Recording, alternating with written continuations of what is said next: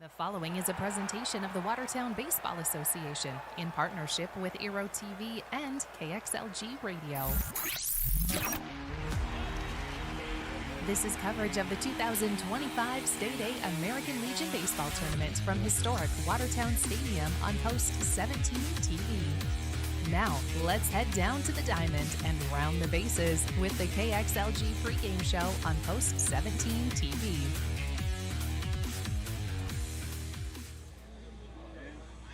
And welcome to the KXLG pregame show here for the 2025 South Dakota American Legion State Class A Baseball Tournament taking place in Watertown. It's day number 4, and we already saw a good one here tonight, and now we're getting ready for another one, and we're going to find out who's heading to the finals coming up tomorrow. I'm Jeremy Herbold from KXLG Radio, along with KXLG's Ben Dilla, and joining us, Todd Judding as well. Thanks, guys, for having you here, or glad to have you here again with us. It's been a long week of baseball, and we're excited for a good game here coming up tonight. Benny, I think we got quite a matchup coming up. Yeah, I do too. This is a marquee matchup, you could say. It's been building the past couple days with 22 losing on day one and slowly kind of improving their way through the tournament so far to get here. And Harrisburg has been steady the whole way through, playing good baseball. So I'm expecting a very good matchup. You know, Harrisburg's already going to play tomorrow, but a win here tonight, they only have to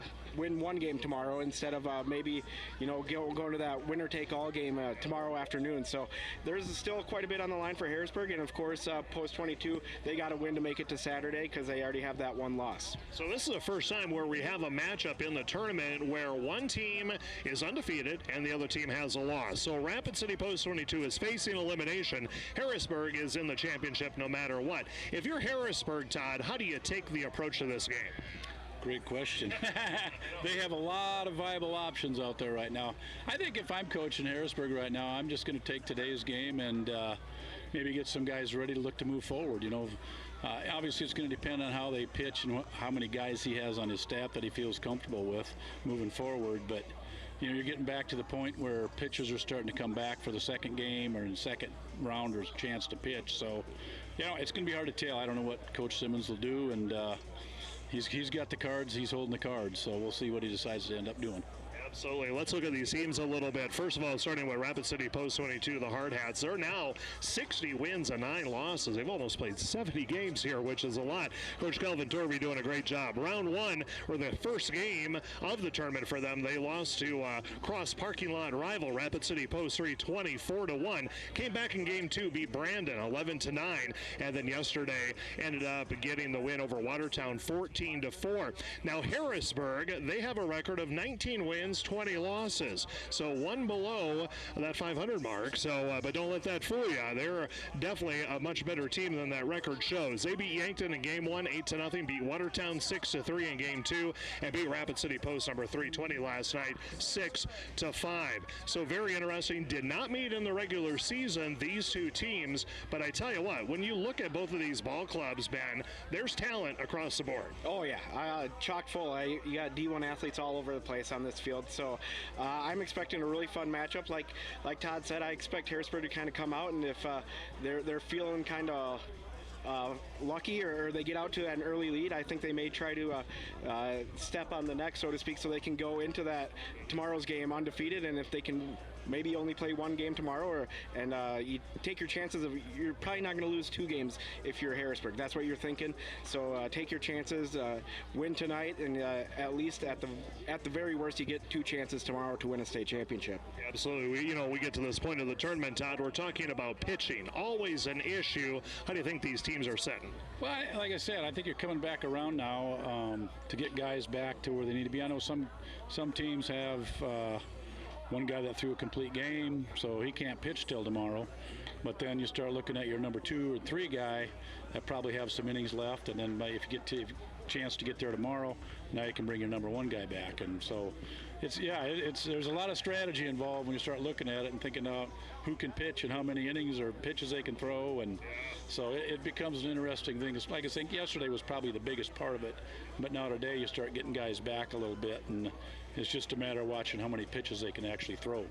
Well, like we talked a little bit ago, there's a lot of good names across the board on both of these teams. Let's start off with Rapid City Post 22. Wyatt Reeder in the regular season batted .545.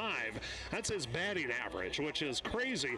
He's a heck of a hockey player, as we found out. Scored 48 goals, 68 assists in hockey last year for the state champion Rushmore Thunder. You know, Todd, we'll start with you on the Rapid City side of things. Wyatt, pretty impressive. .545 batting average. You don't see that every day. Absolutely not. You know, usually you're thinking if you hit around 300, you're doing really well, but .545 is a little bit different game than most people probably see. And like I said, he was on a national championship hockey team, and a little hand-eye coordination obviously goes a long ways. So good for him. Congratulations, and, you know, keep swinging the stick. Sure. On the other side of things with Harrisburg, and we'll bring in Benny on this one. Well, first of all, we got a couple players, but the first one we're going to talk about is Eli Kokenge. Phenomenal University of Minnesota recruit, went 4 for 4 the other day. Very impressive in game 2, and wow, he came in and pitched for a little bit, which we haven't seen much of this year, whether it's pitching or hitting. That guy apparently is a real deal. Yes, he is. I mean, the ball sounds different when it hits the catcher's mitt when he is throwing, and he's been hitting missiles all over the park all week. So, yeah, he is the real deal. You know, I'm kind of excited to see if today or tomorrow they get him back on the mound if necessary. So that's quite the ace to have up your sleeve if you're Harrisburg, to have that guy in your back pocket if you need him, or break glass in case of emergency for Eli Kokenge. And then Noah Boucher has also been hitting the ball really well too, and he's protecting Eli in the batting order. So if you intentional walk Eli, there's not an easier out right behind him. So they got quite the 1-2 punch going right now. Definitely going to be an exciting game. We're looking forward to it getting underway here shortly. It's Rapid City Post 22, seed number 1, taking on number 7 seed Harrisburg. Harrisburg, of course, is undefeated. Rapid City Post 22, 1 loss. Our earlier game here tonight saw Yankton defeat Rapid City Post number 320, 6-1. Yankton lost their first game, came through the rest of it, having 2 games in extra innings, one that went 9, one that went 10. Today, it was a shortened one, just 7, and they move on. But, boy, that's a tough way to go, and they really persevered, Todd. They did. They hit the ball well. You know, I think coming in and looking at the wind coming in, I thought it might be a little, and I thought the game would move along quicker, but they were hitting line drives and, you know, and making things, scoring runs that way. So that's basically what I think you're going to have to do tonight. You know, you could talk about some power on Harrisburg's side. I think maybe a little bit of advantage with the wind blowing like it is. I haven't seen the power from Rapid City, more line drive type hits. So, you know, it could be a heck of a ball game here. Absolutely. Well, I hear our PA announcer, the famous Tyler Merriam, SDSU voice of the Jackrabbits. We're going to check out the starting lineups, get ready for the national anthem, and a big game coming up. We'll talk to you afterwards with the post-game show. But this has been the KXLG pregame show. I'm Jeremy Herbold, along with Todd Juding and Ben Dilla. We'll see you after the game. We'll send it back to the booth.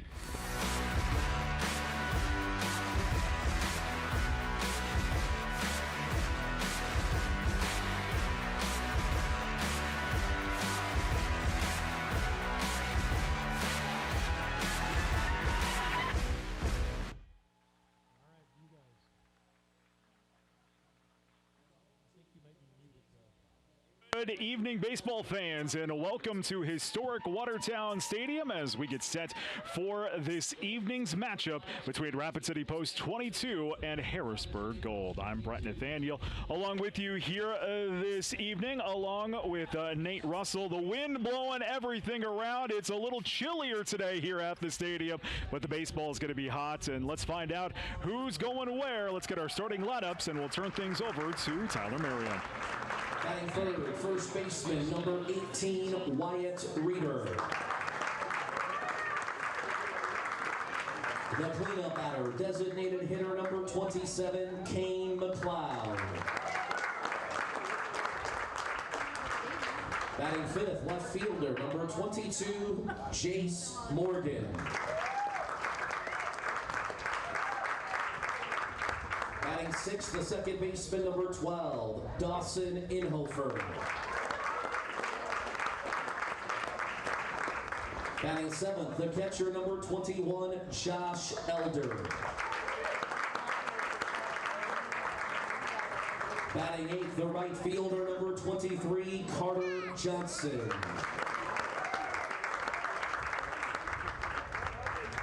Batting ninth, shortstop, number 11, Blaine Hunt. Starting pitcher, number 28, Broden Sales. And the rest of Rapid City Post 22 with assistant coaches Nick Kindred and Nick Ewing, and the head coach of the Hard Hats, Kelvin Torvey.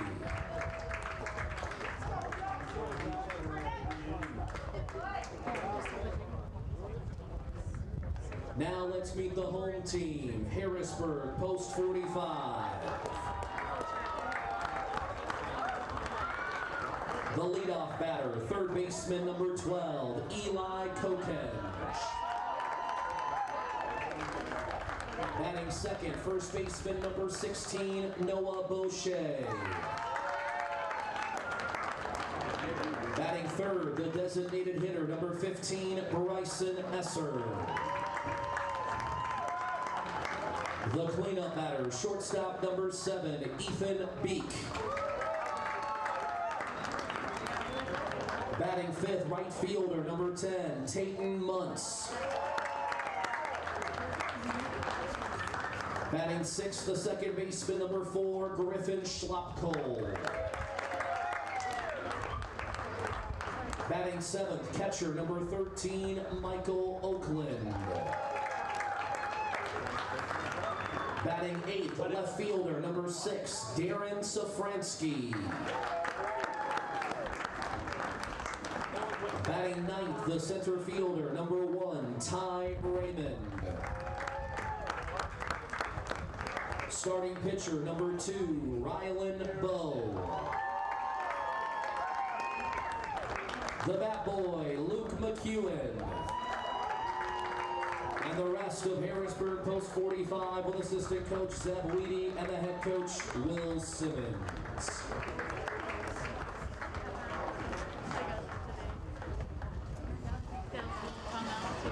Our 3 umpires for tonight's game: behind home plate, Steve Creer; at first base, Johnny Kirshner; and at third base, Greg Warren. Ladies and gentlemen, at this time we ask that you all please rise and remove your hats for the reading of the American Legion Code of Sportsmanship, to be immediately followed by the singing of our national anthem. First to recite the code, the chairman of the South Dakota State American Legion Athletic Commission, Mr. Lyle Toluca. Good evening. Day 4, we're down to 3. So let's get ready to play ball. It's a great night, great temperatures, and should be a good time. Repeat after me. I will keep the rules, keep faith with my teammates, keep my temper, keep myself fit, keep a stout heart in defeat, keep my pride under in victory, keep a sound soul, a clean mind, and a healthy body. Good luck, gentlemen. We ask that you all please remain standing and honor the flag beyond the fence in left field for the singing of our national anthem by Jackie Wettestead.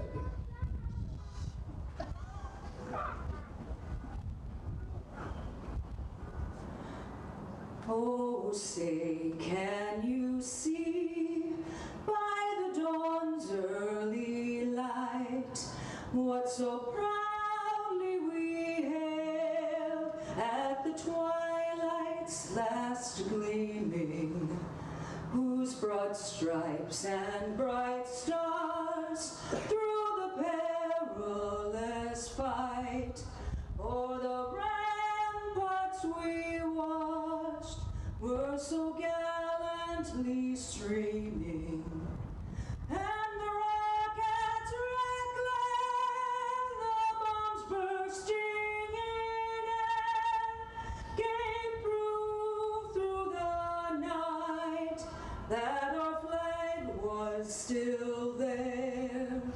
Oh, say does that star-spangled banner yet wave?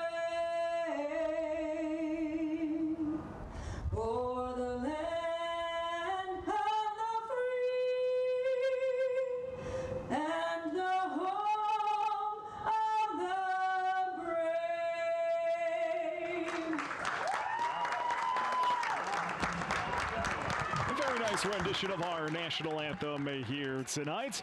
It's Rapid City Post 22. It's Harrisburg. We're sending somebody to championship Saturday.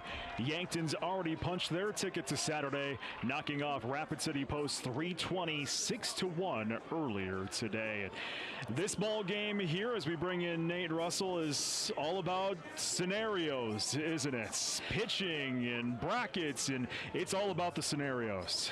Yeah, one of the things they talked about in the pregame show was there's, generally speaking, a philosophy where you can pitch your guys early, Tuesday, Wednesday, get them back for Friday, perhaps have them ready for Saturday. Looking at the starters for both Harrisburg as well as 22, that doesn't appear to be the strategy they went with.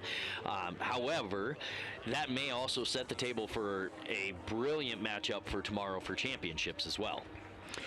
The bracket looks like this. Yankton will be playing 1 o'clock tomorrow regardless. If Harrisburg wins our game here tonight, they would play Yankton at 1 p.m. tomorrow in the best-of-2 series. If Post 22 wins this one, they will play Yankton tomorrow at 1 o'clock, and then the winner of that game will get Harrisburg about 45 minutes after that, about 3:30 tomorrow for the Class A championship. But no matter what, the final 2 teams in that championship game, they're going to punch their ticket to the Central Regional this year. And, you know, it really feels like you got your ticket, you won, but you kind of want that state championship too.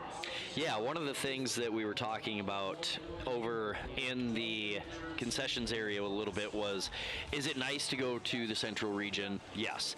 It's a really awesome experience. You get to go travel, play teams you don't normally play against. But at the end of the day, the thing you're going to remember is, did you walk away with a state championship or not? And it's really hard as a coach, as a player, to have the perspective of, we still accomplished something really awesome and positive if you came up 1 game short of the goal. And so I think both teams, and all 3 that are left, including Yankton, are going to scrap for everything they can. I don't want to oversell this game here tonight, Brent, but Sales has pitched 30 2/3 inning. Bo is less than that at 27 1/3. They both made less than 10 starts. Bo has a 4.098 ERA. Sales has a 5.25 ERA. And so they talked about how the wind could end up playing a factor. When you have an ERA that's that high, I know the innings are limited, so that may be a little bit of an inflated ERA. This might be a track race at this point, which is the thing we kind of really haven't had so far this tournament. One team usually plays pretty solid defense, so I'm excited to see how this thing gets started and how both teams approach each pitcher, as both of their walk-to-strike ratios also are backward as well. First 3, Roberts, Kiefer, and Reeder here this evening. First pitch goes down for a ball. 1 ball, no strikes to Aiden Roberts. Roberts in the leadoff hole here, seeing that first pitch, trying to get a sense for what's the shape of it, what does it look like, and then really make Bo have to work here. That one goes outside again, 2-0. Rapid City already kind of warming some people, keeping some arms loose here. That pitch goes down for strike 2 and 1.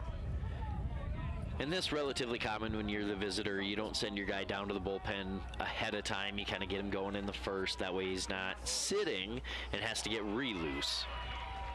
2-2. And also when both starters have the stats that they do and it looks like offense might prevail here, you probably give it a little extra time before you go down, knowing the inning could be extended. That one's going to go through the legs of Oakland. 3-2 here to Aiden Roberts.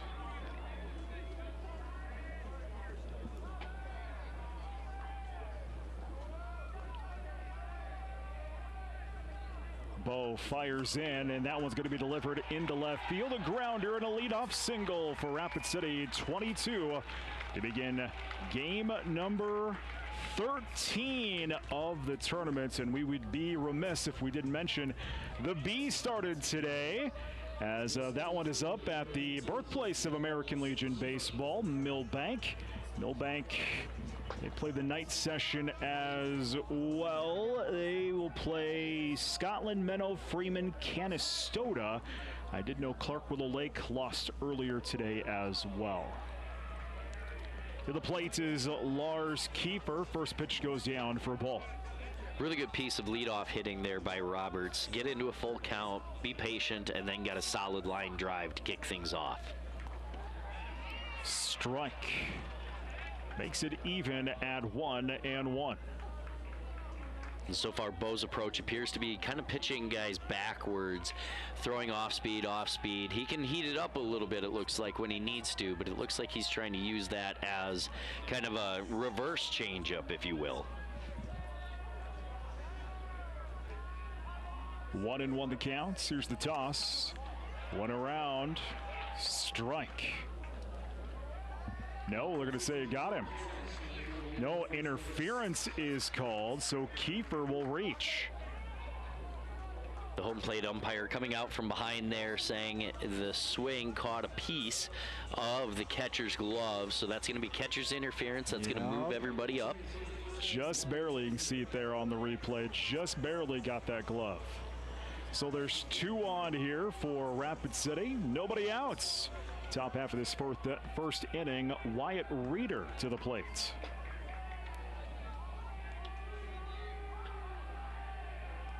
First pitch. Bud Sean pulled back, ball to call. And as is normally the case in baseball, in the book, it just goes down as CI. You don't know how much of the glove it actually caught, just a little, the whole thing nearly taking his hand off. All you know is you ripped that single 100 miles an hour, even if it was a duck snort. Little dribbler there, gonna be scooped up on the grass. A toss over to first is in time. But doing his duty there was Reeder, sliding everybody over into scoring position. And that's going to go down as a sacrifice bunt, 5-4 in the book, as pretty good defense there by Harrisburg. They rotate the sure that at least get 1 out. So if you're post 22, you're in a great spot. You got 2 runners in scoring position with your 4-hitter up. If you're Harrisburg, you got 1 out. You can kind of settle in now at this point. Kane McLeod into the batter's box, and he'll take that first pitch in for a strike. For a ball. 1 ball, no strikes here to McLeod.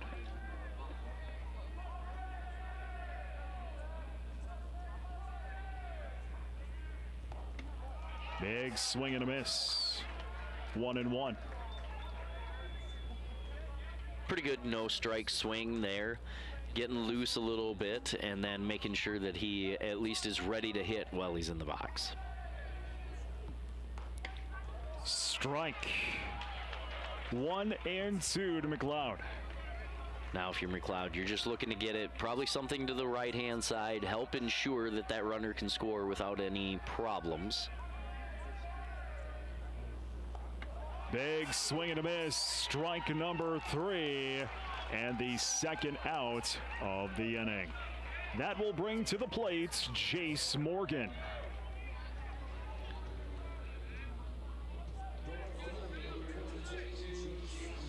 Two in scoring position. Roberts on third. Kiefer on second here for Rapid City. Fouled off into the parking lot. First pitch. 0-1 the counts. Morgan taking a little bit different approach with runners in scoring position. Most of the hitters up to this point have been content being patient. Morgan ready to hit first pitch.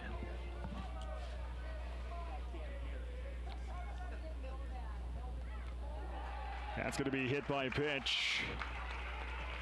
So the bags are loaded here for Rapid City, and this will bring the 6th batter to the plate now, Dawson Inhofer. If you're Harrisburg, this is not the ideal start from Bo. You've got a ton of traffic on the bases so far. You've done an okay job up to this point of avoiding damage. You got the sacrifice, you got the strikeout. You need to find a way out of here. If you are post 22, this is exactly where you wanted to be. They threw a guy out there that has a 5.25 ERA. You've got plenty of traffic. You're going to get your opportunities. First pitch goes down for a ball. 1 ball, no strikes here to Dawson Inhofer.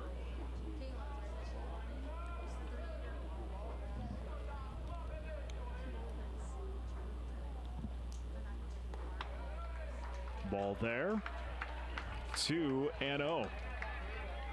And now for Inhofer, you're in a really strong hitters count here. You're looking for something that you can do a lot of damage with here. That one's up high again. 3-0. If we play on, it'll walk in a run, and Josh Elder would be to the plate.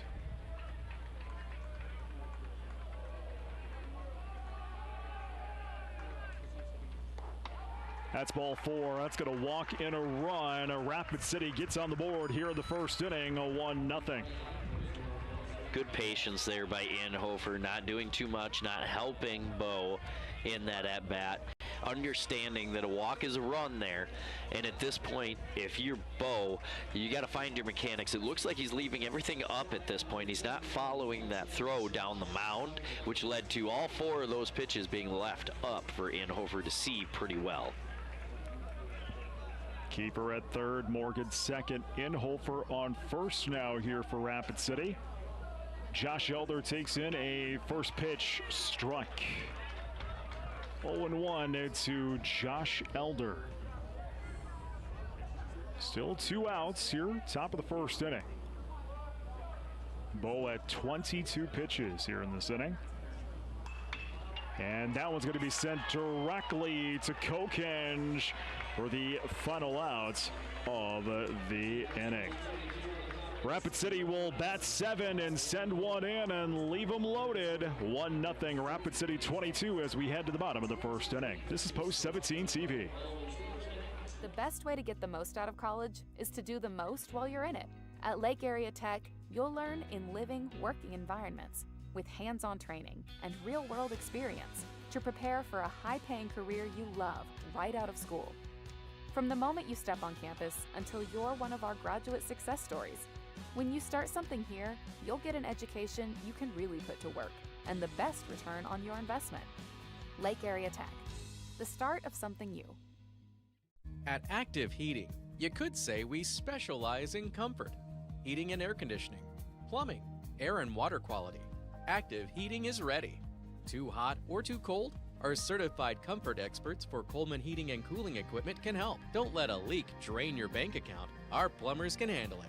Improve your air and water quality with an air purifier and reverse osmosis system from Active Heating, your local Coleman dealer. Active Heating of Watertown and Brookings, your comfort experts.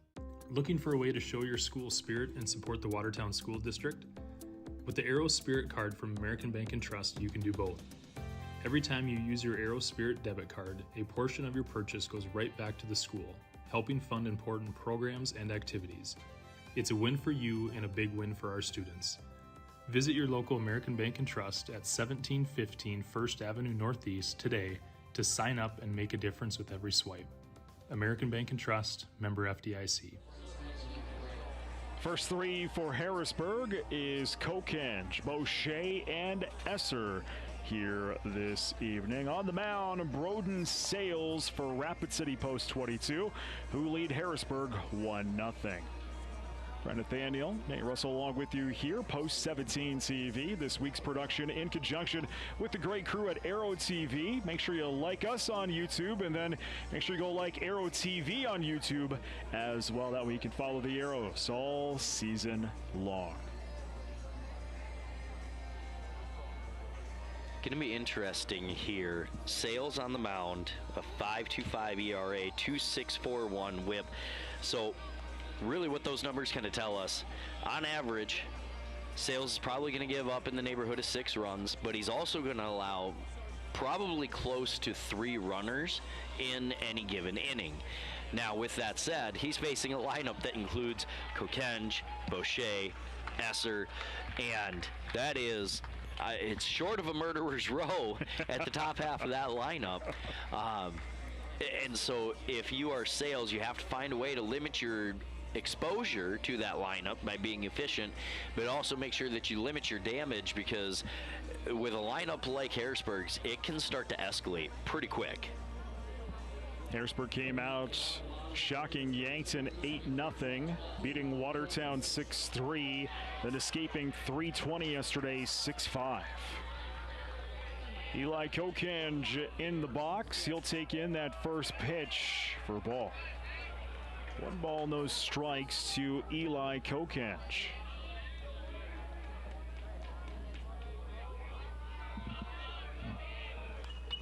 Foul that one into the parking lots. 1-1.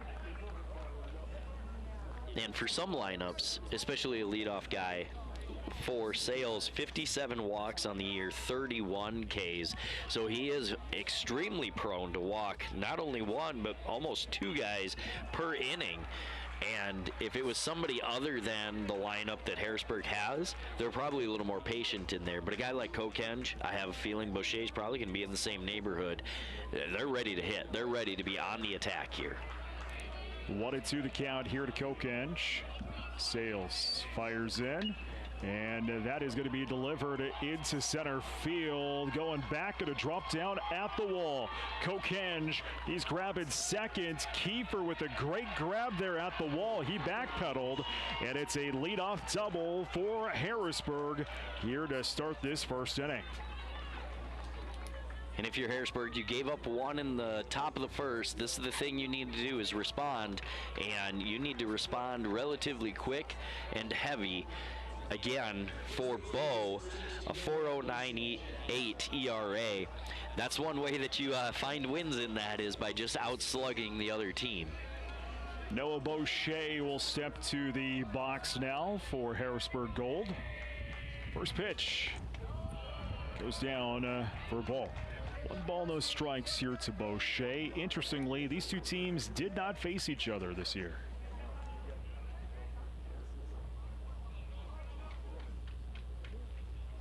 We actually had Rapid City 22 in town this year here at Watertown Stadium. End of June. That pitch goes down for a strike, 1-1. Kind of had the travel team of Rapid 320 and then Rapid 22 back-to-back on a Friday, Saturday nights. And it's nice to see that the past couple of years, Watertown getting back into that rotation, playing 22 at home 1 year and then playing 22 again at 22. It's just good for those boys to, go out there once in a while and see that beautiful stadium and kind of, see the tradition that is Rapid City Post 22. And there's something to be said for traveling out there, right? This year, my 16U team, we met Rapid City in Pier. We never actually got to see 22. We played a different travel team, and then we played 320 out there, which from a perspective of teams that need to conserve costs, that makes sense. Everybody meets in the middle, nobody's on the road. But when you get to Legion Baseball, really it's about the experience of going to these different places and getting to play some of the best competition that you can. Popped up in foul territory. Roberts tracking this one down. He's all over the place, finds it. He'll make the out. Staying on second will be Kokenge. 1 away. That's going to go down as an F5. That thing was hit a mile high, and with the wind that we've got here at the stadium, that's a really hard track. Now, the flags have gone down a little bit. It looks like the breeze is a little bit less, but that's down here at field level. That thing was hit so high, you never know what it's doing up there in the jet stream. So good job by Roberts there to continue to track that and get the out. Bryson Esser, the DH. And he'll deliver that one into left center. Grabbing it is Roberts. Tag will not be applied. Kokenge will stay at second back. 2 away. Esser ready to hit first pitch there. Could end up lining out, flying out, kind of one of those tweeners there to left field. And if you're Harrisburg, this is the hard part about being an aggressive lineup, is if you have a little extra patience, you can start to do some damage. Right now, Sales might get out of this inning in 15 or less pitches at this rate. Ethan Beck to the batter's box now here for Harrisburg Gold.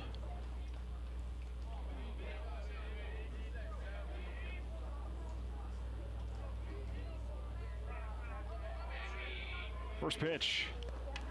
Big swing and a miss for a strike. 0-1 to Beck, who's at 10 pitches now here in the inning.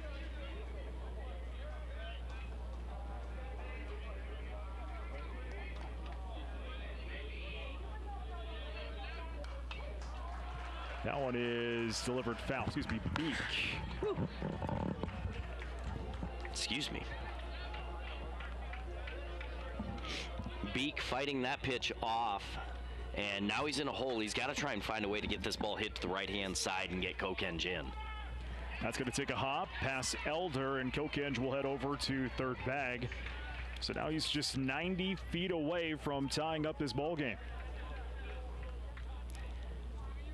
And I heard runner almost immediately. It sounded like Kokenge was probably stealing on that pitch no matter what. It just happened to go in the dirt. And that pitch kind of skipping early. Elder behind the plate just kind of stood up and went to go get it. Not really an opportunity to block it.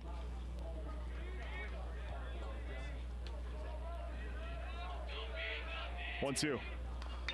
Ground ball, playable there, and goes foul. Count still remains at 1-2. I have a feeling if that thing had remained fair, probably was going to be enough to get the run, and going toward the third baseline there for Roberts, that was going to be an extremely long toss.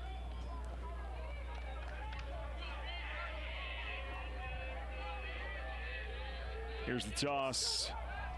Got him there. Strike number 3. Rung him up.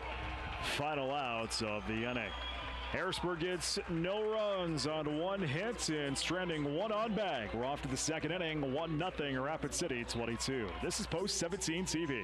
Glacier Lakes Power Sports and Golf is your indoor golf destination in Watertown, South Dakota. We have 4 golf simulators available to rent 7 days a week. Call us at 605-954-4080 to reserve your time, or visit our website at glpowersports.com. Infinity Fun is the place to be. They got trampolines, they got bowling, they got mini golf, they got games, they got food that's insanely good. Infinity Fun, they got trampolines, they got bowling, they got mini golf, they got games, they got food that's insanely good. Infinity Fun. Open 7 days a week in Watertown. Your starting lineup for KXLG Radio. Leading off at the front desk, Lori Kane. On the air, your power hitters, Jeremy Herbold, Ben Dilla, Jan Robson, Tim Williams, Gary Weckworth, Robin Givens, Doreen Foster, and Jaden Thomas. If it's news, Steve Jurens hits it out of the park.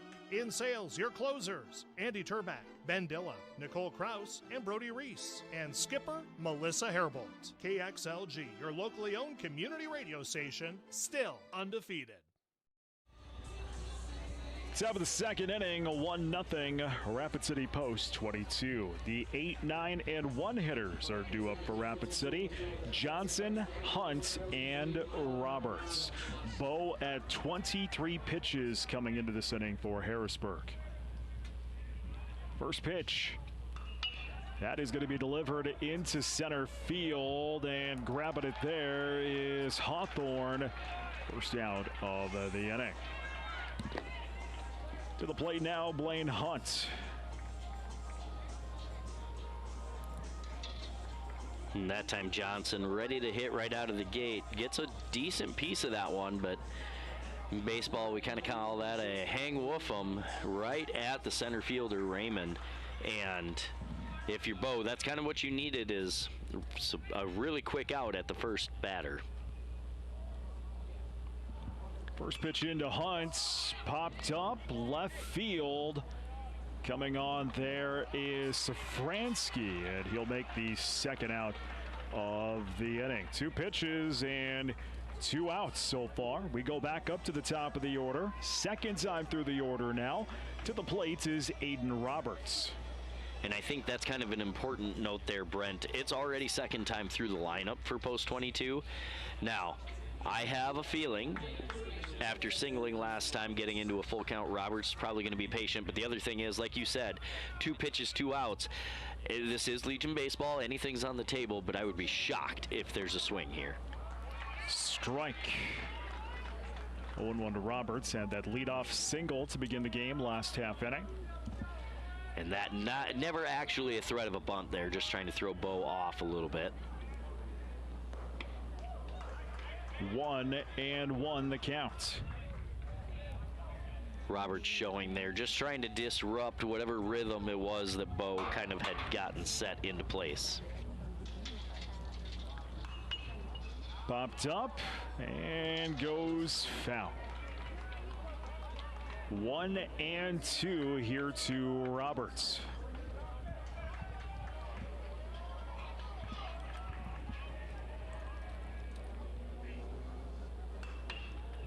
That's going to be popped up. Right field. Muntz with the diving grab, but the ball came out of his glove. Almost had that one. Just wasn't meant to be. Really good effort there. And at younger levels, what we talk about, as you see the dive there, just catches him on the heel and kicks out of the glove. What we talk about is the difference between guys that want to go make plays for their pitchers and guys that are content with making only the plays that come to them. That, a really good effort by Muntz to go make a play for Bo. 1-2. Sent again into right center. Finding it is Muntz for the final out of the inning. It's a 1-2-3 inning. We're off to the bottom of the second. 1-0 Rapid City 22. This is Post 17 TV.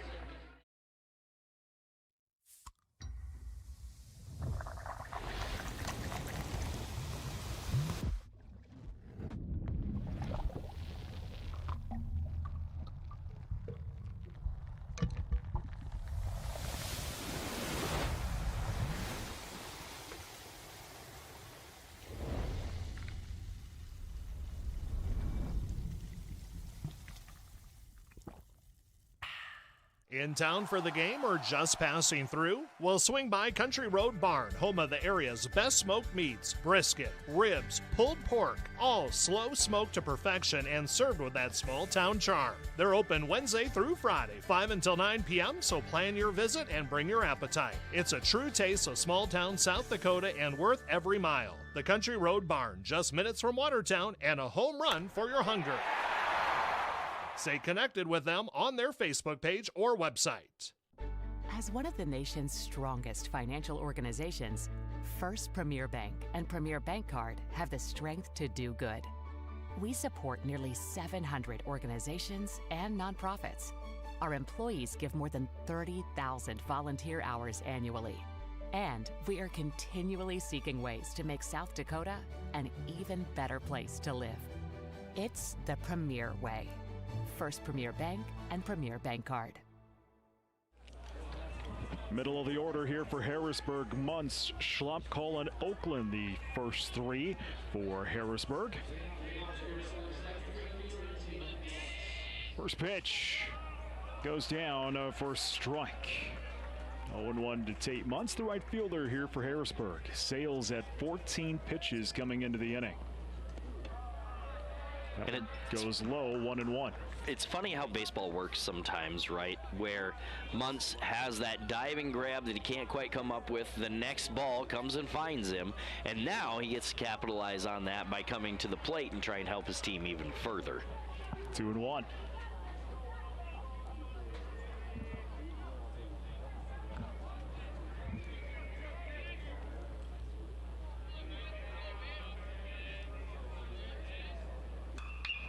Ground ball going to be through the gap and into center field. A base hit, a leadoff base hit for Harrisburg. Here in the bottom half of this second inning. To the plate now is Griffin Schlopkall.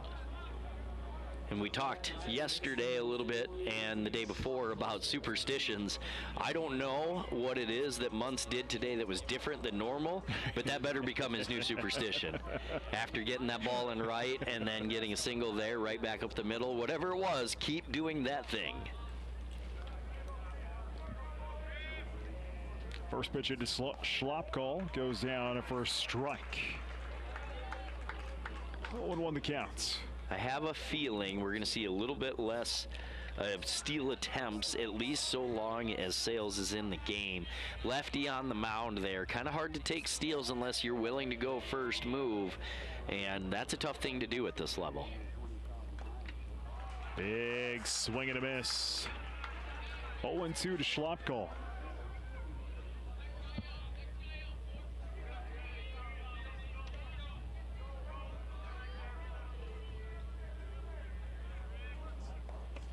Big swing there. Strike number 3. And the first out of the inning. And that will send to the plate Michael Oakland. Pretty good job there by Elder, too, to keep that ball close. You could see he blocked it and scrambled for a second, but with first base occupied, that batter is automatically out. And good piece of base running there by Muntz to realize I don't have to go anywhere even though it was dropped. Throw to first is not in time.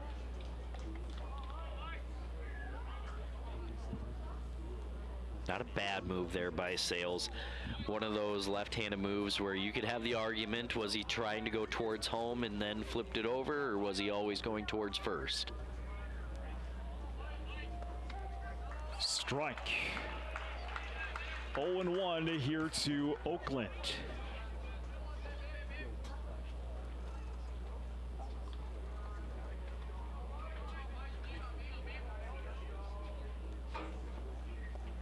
That one's going to go in the dirt. 1-1.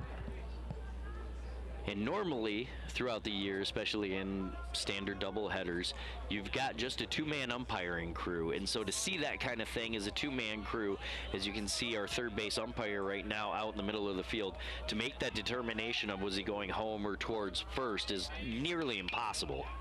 Delivered right to Inho for the toss over to first. Will not be in time. 2 away.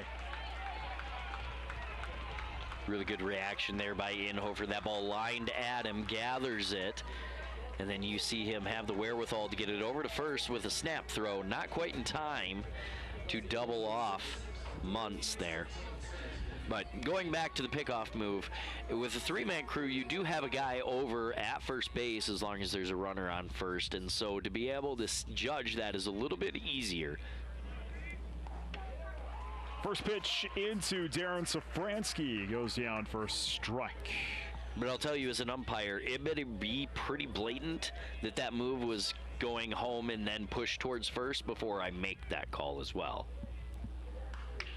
Ground ball going to be past Hunt there at short into left field. It's a base hit for Safransky, and there's 2 on for Harrisburg.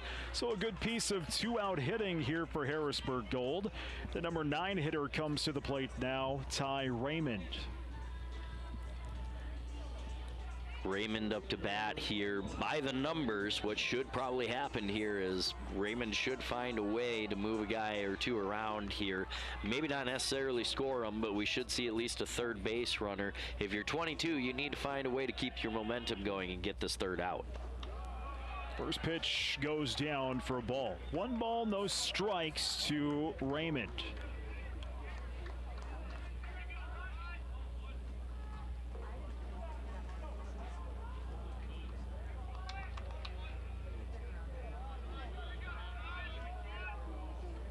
Sales at 27 pitches.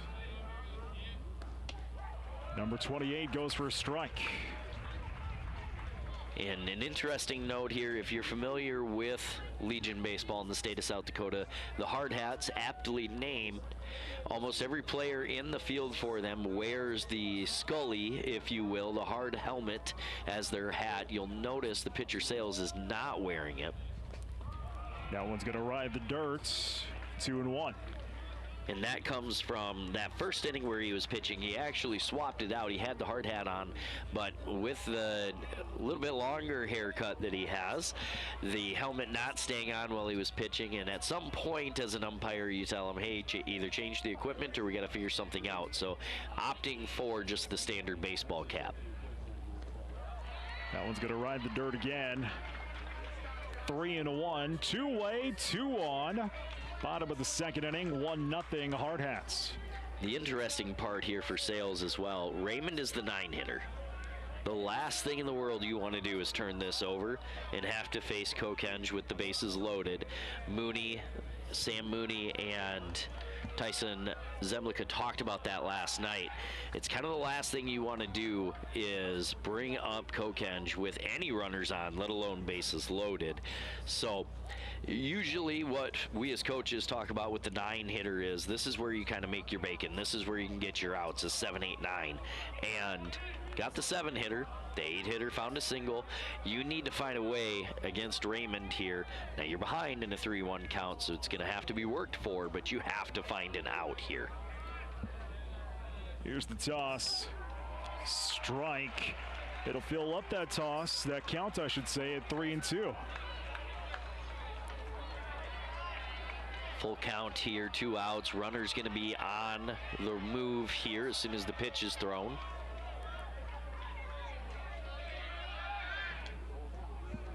Sales stepping off, trying to keep everybody honest on bag. And I can say I've seen moves like that quite a few times with full count, but I don't know that I've ever seen it actually get anybody. That's going to take a hop. It's a walk, and Harrisburg has loaded them up. Muntz to third, Safransky to second. Back up to the top of the order. Second time through the order, Eli Kokenge will step in. And if you're Eli, you're not looking to do too much. You're trying to do damage, but there are 2 outs. You're not going to be able to get a fly ball to the outfield and get a run or anything like that. You're going to have to hit this as a line drive somewhere. Number one, especially considering the wind, but also considering there hasn't been a lot of balls that have been hit hard apart from the one hopper out in center field. Wind blowing in from left center here at Watertown Stadium, kind of out of the southeast. That's going to go low, 2-0.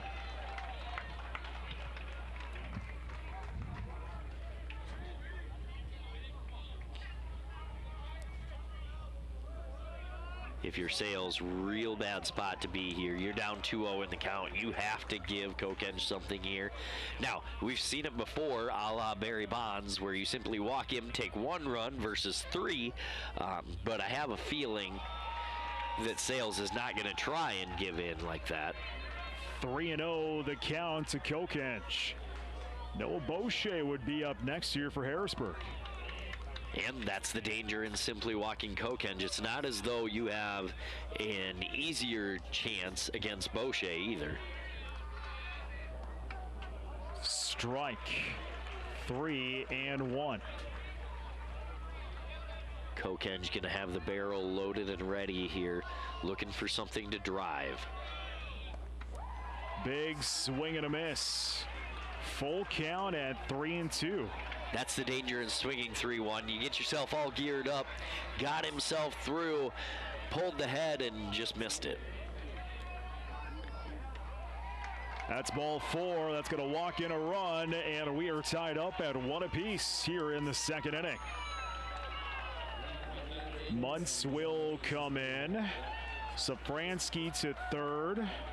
Raymond to second. Kokenge to first. Now it's Noah Boucher.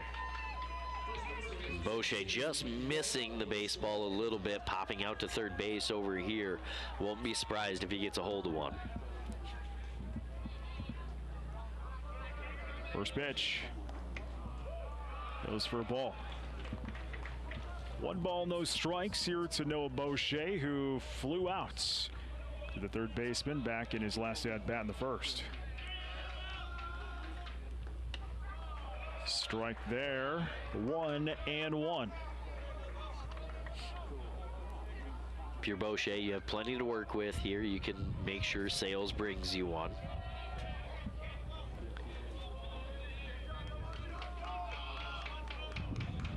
Sales at 40 pitches.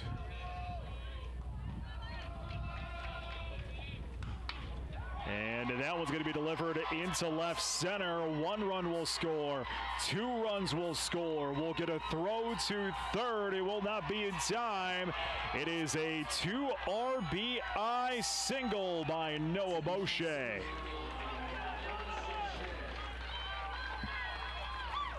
What a hit there as we take a look at the replay. Goes to left field, and a good scramble by Morgan and also Kiefer. Nice toss over to third to cut off an extra run, but 2 scores. Safransky and Raymond both come in. really good job of getting that ball in immediately, making sure Kokenge can't come around. They're going to get meeting on the mound here. Really, this is just to settle Sales in. We knew those two guys were going to hit the baseball, so now just getting him settled in, trying to attack Esser here and make sure that we limit whatever damage has come through so far. So the meeting of the minds on the mound here, over with Bryson Esser, the DH, will step to the plate for Harrisburg, now leading 3-1.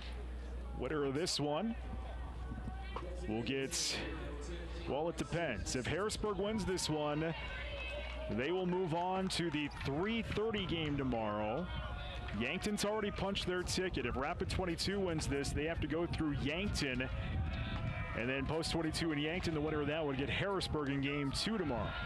But if Harrisburg wins this one, they'll take on Yankton in the best of 2 series tomorrow. First pitch goes for a ball here to Esser. And Ryan Neal is sneaking up here. We could strap you up with a headset. That one's going to be a hopper. 2-0. It looks like 22 has the bullpen activated. Trying to see, I think it was 15. Looks like number 15 for Post 22 up and throwing at this point. And like we talked about yesterday, Brent, you kind of got to pull the cord pretty quick because there is no tomorrow if you don't win this game. 2-0. Up high. 3-0. Ethan Beek would be the 9th batter to come to the plate if we play on. I have a feeling if he was to walk Esser here, Montgomery's probably coming in the game, and probably not in short order. It's probably going to happen relatively quick. Strike the call, 3-1.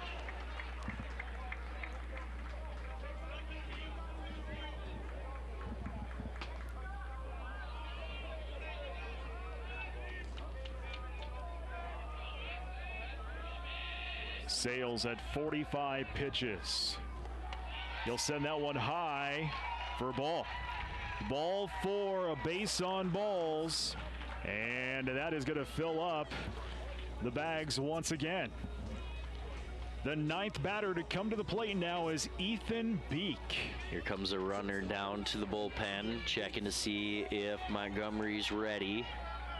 Looks like they got the thumbs up. Don't see anybody coming out of the 22 dugout, though. Looks like they're going to let Sales face Beek here. Throw to third, not in time. Is that more of a just kind of giving Sales a little more time? Or giving the guy warming up just a bit more time? Some of it's given him a little extra time to warm up. I think some of it, too, you'd like to see Sales work out of this. You don't want to have to pull the cord early if you don't have to. Again, knowing the situation, you have to be sensitive to it. That's going to be in the gap, right field. The base hits. 1 run will score. And slipping there is Boucher. A throw to third, and he'll get back in time. But a run will score. It's an RBI single by Ethan Beek, and Harrisburg has officially batted around the order here in the 2nd.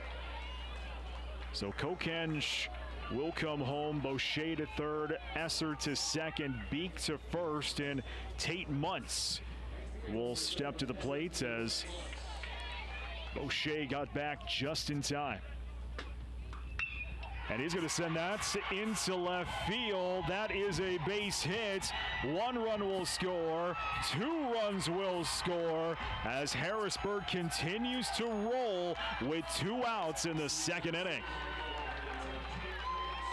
Really good piece of hitting there by Muntz, being hit ready, getting a line drive out into the outfield, allowing 2 runs to score. Here comes Coach Torvey, and it's probably going to be time.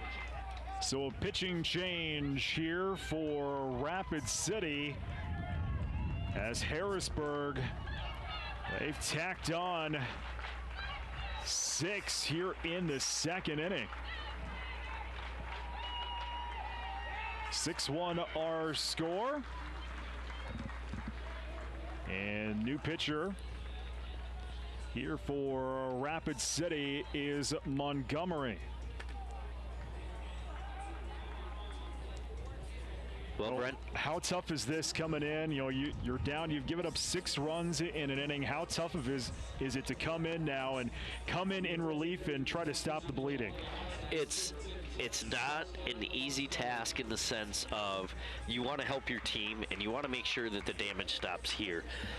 The stress is a little less knowing you're inheriting the runners, so they don't necessarily count towards your stats. But for a true team player, like I'm going to assume all of the hard hats probably are, you want to do everything you can to make sure, A, you keep your team in this game, you limit Harrisburg to where they're at, but B, you help the guy that went out there and started the game by making sure that the damage stops where it's at. And I'm going to go back to what I said prior to the game. I figured it might be a little bit of a track meet, and here we are, second inning, 6-1 already. Griffin Schlopko will step to the plate here for Harrisburg as the afternoon is done for Sales after an inning and 2/3. 6 runs, 6 hits, all of them earned, 2 strikeouts and 3 walks. If you're Schlopko, you kind of have a little patience here, I think, is the approach. You haven't seen Montgomery yet, so see the shape of the baseball, see the fastball, maybe see if you can get an off-speed pitch, get a good idea of what it is he's going to throw. First pitch goes down for a ball. 0-1 to Schlopko, who struck out in his first at-bats earlier in this inning. 2-0.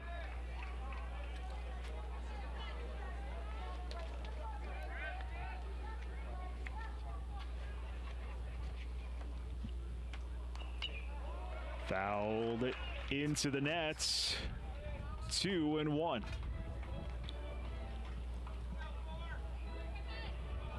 Got into a hitter's count, went after one there. Not a bad idea, trying to get an extra run or 2 across. That's going to be low. 3-1. Beak on second. Muntz on first.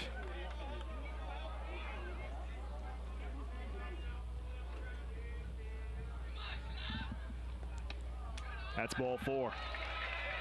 Base on balls, going to load him up as Beak will head to third, Muntz to second, Schlopko on first, Oakland to the plate, 9, 10, 11.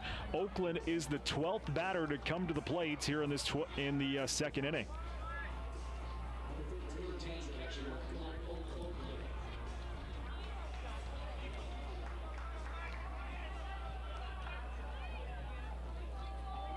First pitch. That's going to take a hop. 0-1. And if you're Montgomery on the mound, you know you're consistently missing low. You have to make some kind of adjustment here, whether it's keeping your balance a little bit longer while you push out the mound, trying to stop your feet just a little shorter so that everything comes a little bit quicker. As we'll get a throw to home, it will not be in time. Another run will score off the wild pitch. Beak will come in, 7-1. Our score. And everybody's going to slide over a bag, so there's 2 more in scoring position here for Harrisburg. We talked about the quality of base running for a lot of these teams, especially last night, Brent. That a pretty good example of once the first guy goes, the guy from third scoring, the guy at second needs to understand he can go to third, the guy at first needs to take second. Good teams capitalize on those opportunities. Strike the call there. 2-1.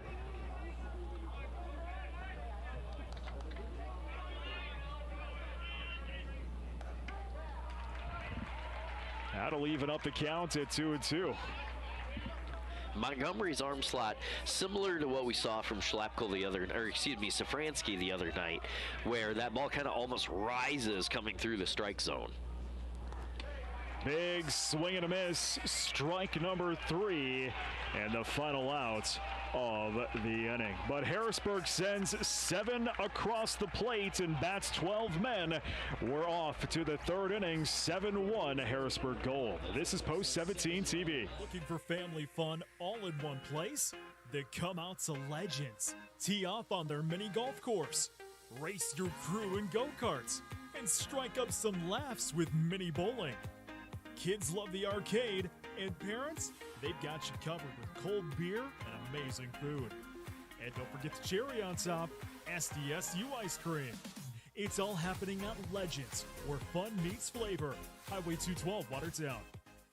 Mack Landscaping and Lawn Irrigation was started in 1983 and has developed into the top landscape and lawn irrigation business in the area. And it's not hard to see why. Just take a look at some of the work they've done. No job is too big or too small. Give Shane Mack a call at 605-880-6001 for landscaping, or Wyatt Mack at 605-880-0300 for lawn irrigation or lighting. They say there's no guarantees in life. But who's they? And do they have Midco Internet? Now there's a guarantee.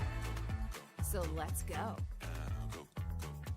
Let's go reliable. Let's go resilient. Let's go beyond.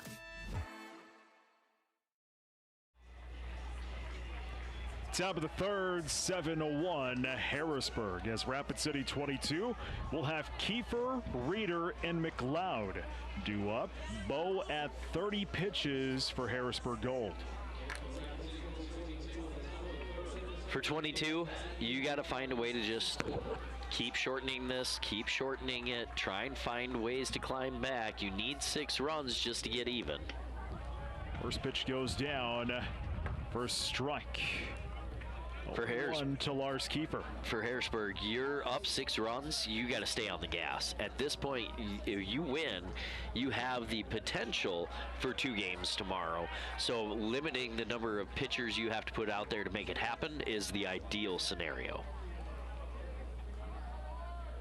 This has been kind of Harrisburg's MO all tournament long. Get up early and just kind of hold that lead. They beat Yankton 8-0, beat Watertown 6-3. Watertown got those 3 runs about, I think it was the 3rd or the 4th inning, as that one gets sent foul down the first base line.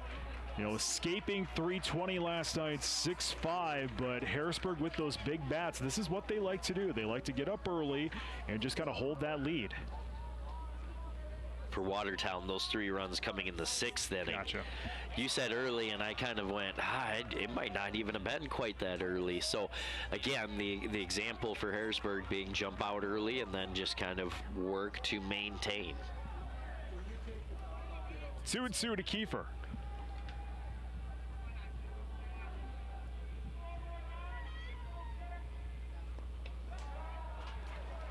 Three and 2 to Kiefer. If you're Bo, this is the thing you don't want to do. You don't want to have to throw more pitches than necessary, and you don't want to get base runners on without attacking the strike zone. Popped up. Right field line coming in. Foul territory. Muntz. He'll make that grab for the first out of the inning. That one a little easier catch than the play last inning, so able to haul that one in on the run. To the plate is Wyatt's Reeder.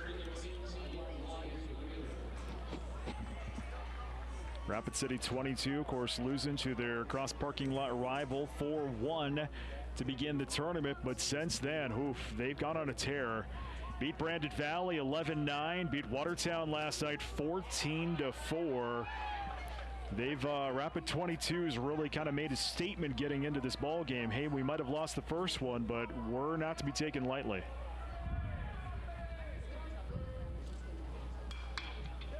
That is going to be sent down into center field. Base hit here for Rapid 22, as Reeder will be down for the single. solid line drive single for Reeder there, trying to get things started. Yeah, post 22, after dropping the first one, a little bit of a wake-up call perhaps. And then the Brandon Valley game, 11-9, the score's a little deceiving there. They had a sizable lead at one point, and then Brandon Valley was able to kind of climb back, obviously unable to complete the entire comeback. But again, it goes to show post 22 kind of waking up and saying, okay, we're here to play. Throw to first is down in time.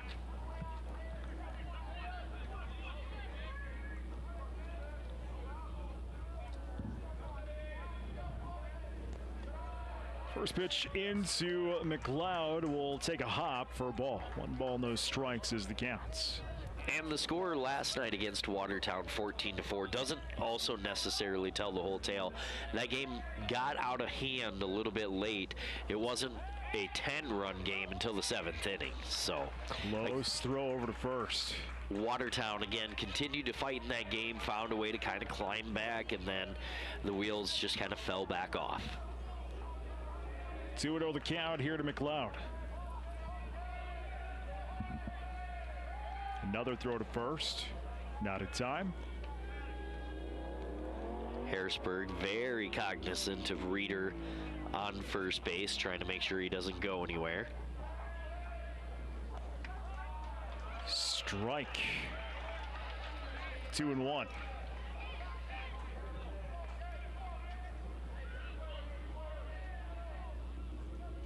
Reeder takes his lead off of first.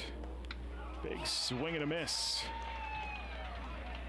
0-2 here to McLeod. 1 away. Top of the 3rd inning, 7-1 Harrisburg.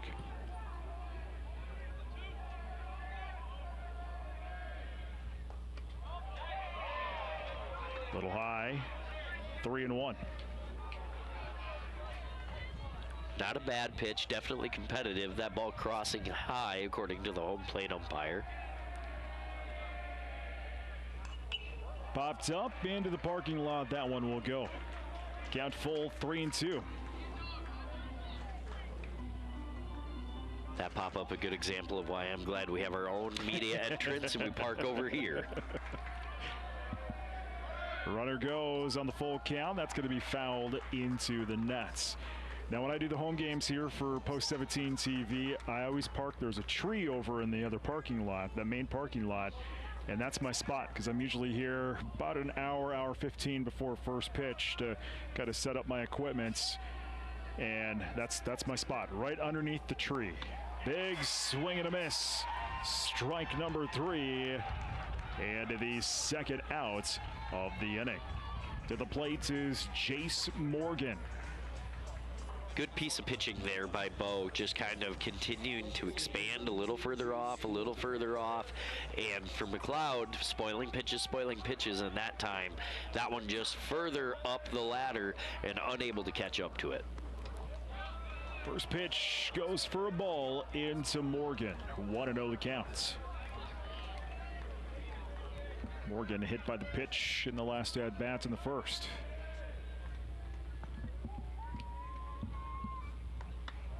Up high, 2-0.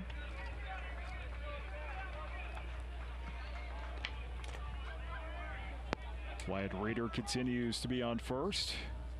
Takes his lead.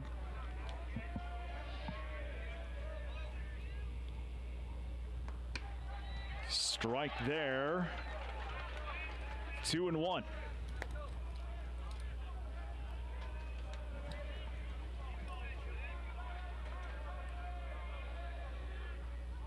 Runner goes, swung on and missed, and heading to second will be Reeder. Count is now at 2-2. Oh, excuse me, getting back to first is Reeder. We're going to have a discussion here. So there was a foul tip. However, if that ball is caught in flight, that remains a live ball. And so the home plate umpire signaling that there was a foul tip by swiping one hand off of the other. The third base umpire right now in the center of the infield sending I believe it's Reeder. Yes, Reeder back after the steal attempt, saying that ball was not caught in flight and thus creating just a standard foul ball, at which point it becomes dead and the runner is unable to advance. Now the explanation being given here to Coach Torv. And if you're Coach Torvey, there's not really a lot you can argue there. The decision's already been made. It's already been appealed out to confirm that we got it correct. So at that point, you're just getting the explanation, but it's really just to help everybody feel a little better. Big swing and a miss. Strike number 3. And the final out of the inning. No runs on 1 hit, 1 left on bag. We're off to the bottom of the 3rd inning, 7-1 Harrisburg. This is Post 17 TV. Midwest Foam and Coatings LLC is a family-owned and operated full-service insulation company specializing in spray foam application and energy efficiency. They offer all types of insulation like spray foam, blown-in cellulose, blown-in fiberglass, and fiberglass bats. Midwest Foam and Coatings also does insulation removal along with specialty coating that can restore rubber and metal roof systems. Visit their website for more information at mwfoam.com. Good luck to the Watertown Post 17 baseball team from Midwest Foam and Coatings. Between working on our farm and being a surgical nurse here at Prairie Lakes for 43 years, my shoulders have been through a lot. I needed a different kind of surgery. It's called a reverse total shoulder replacement. Different shoulders are different.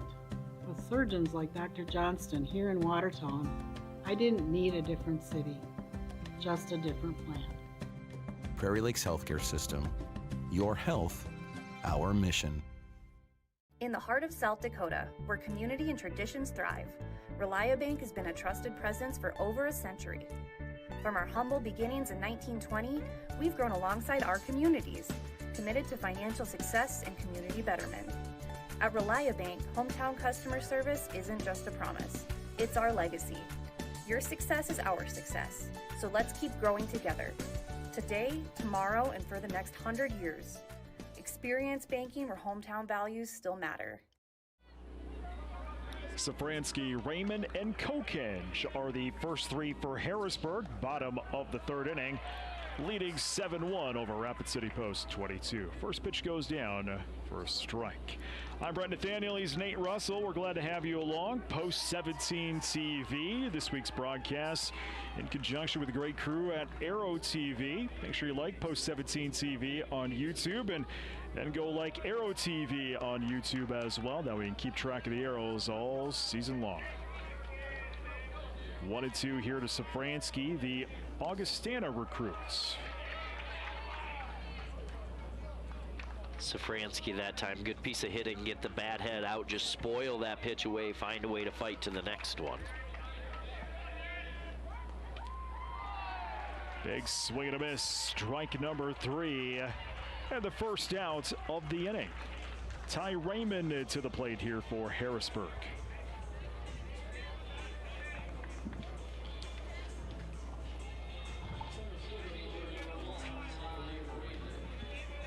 One of the things Coach Simmons told us what he's most proud of about this Harrisburg team. The team OPS over 900 on the year. And it's not unheard of to have a couple of players with an OPS over 900. To have an entire team be over 900, however, that's when you know everybody is going well at that point. Big swing and a miss. That's going to be strike number 3.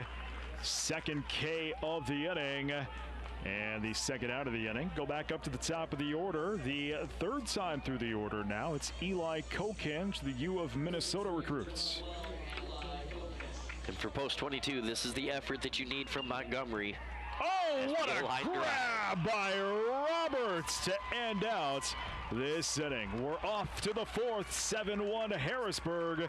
This is Post 17 TV as we take you out with this great grab by Roberts. They don't call it Stop that. into Roy's Sports Shop for the newest and latest apparel, footwear, and equipment for your sports. Whether it's a new bat from Marucci, a glove from Rawlings, a new pair of shoes from Under Armour or Adidas, or a pair of Oakley sunglasses, Roy's Sports Shop has what you need. Check out their online spirit store for apparel from your favorite team or school. Let them know if you'd like to start a new online store for your team or organization. Roy's Sports Shop is a local business that has served our area for the past 50 years. Roy's Sports Shop, East Highway 212, Watertown. Whether you're cheering on your team from across the state or across the country, just know right here in Watertown, Sharp Automotive is driving hometown pride forward. From new Chevys and GMCs to trusted service and parts, Sharp Automotive is proud to support South Dakota Legion Baseball in the next generation of hometown heroes. Shop online anytime at sharpgm.com. We'll be here when you're ready. Sharp Automotive, driven to serve and proud to support all baseball fans.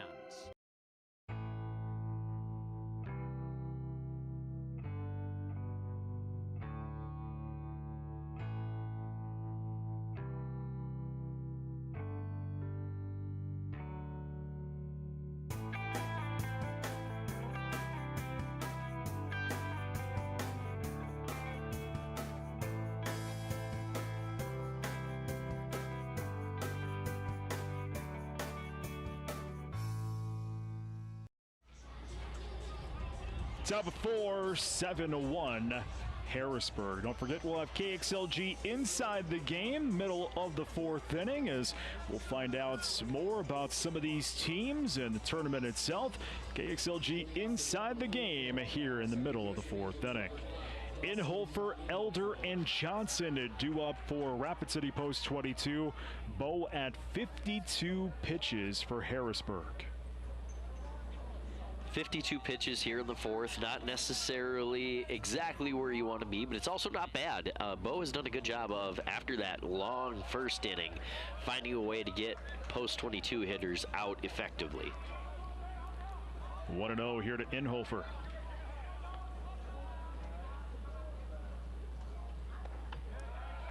Outside, 2-0. Not at all sure who it is, but there is somebody for Harrisburg who looks like at least out jogging near the bullpen area. Strike. 2-1.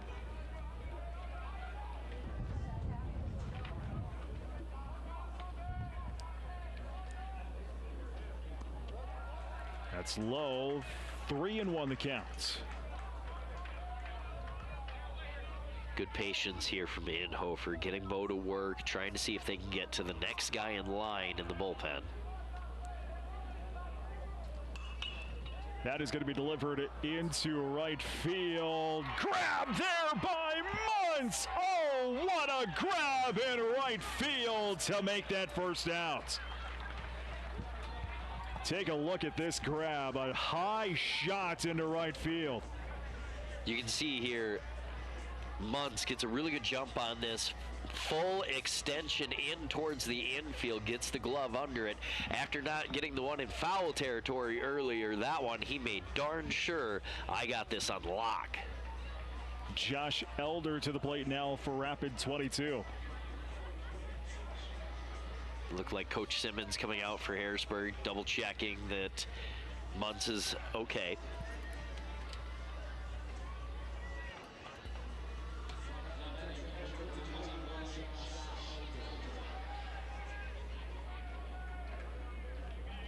So Elder will take in a first pitch. He'll pop that one up. Shallow left, just off the infield there is, I believe that was Kokenge, and grabbing that one for the second out. Pretty good job there by the infield of communicating. That ball kind of hit a little bit in the triangle, not so much for the left fielder. He had to go quite a ways, but between Beek and Kokenge to discuss who was going to take that one and then get it secured. Popped up, and we'll go foul. Those are always scary ones as a coach, because you can't go out there and make the play for those guys, and you have several guys that want the baseball, hopefully, and so they have to communicate on who's going to actually take that play. The last thing in the world you can have is nobody take that play, and then we have a runner on. 0-2 now here to Johnson with 2 away, top of the 4th inning.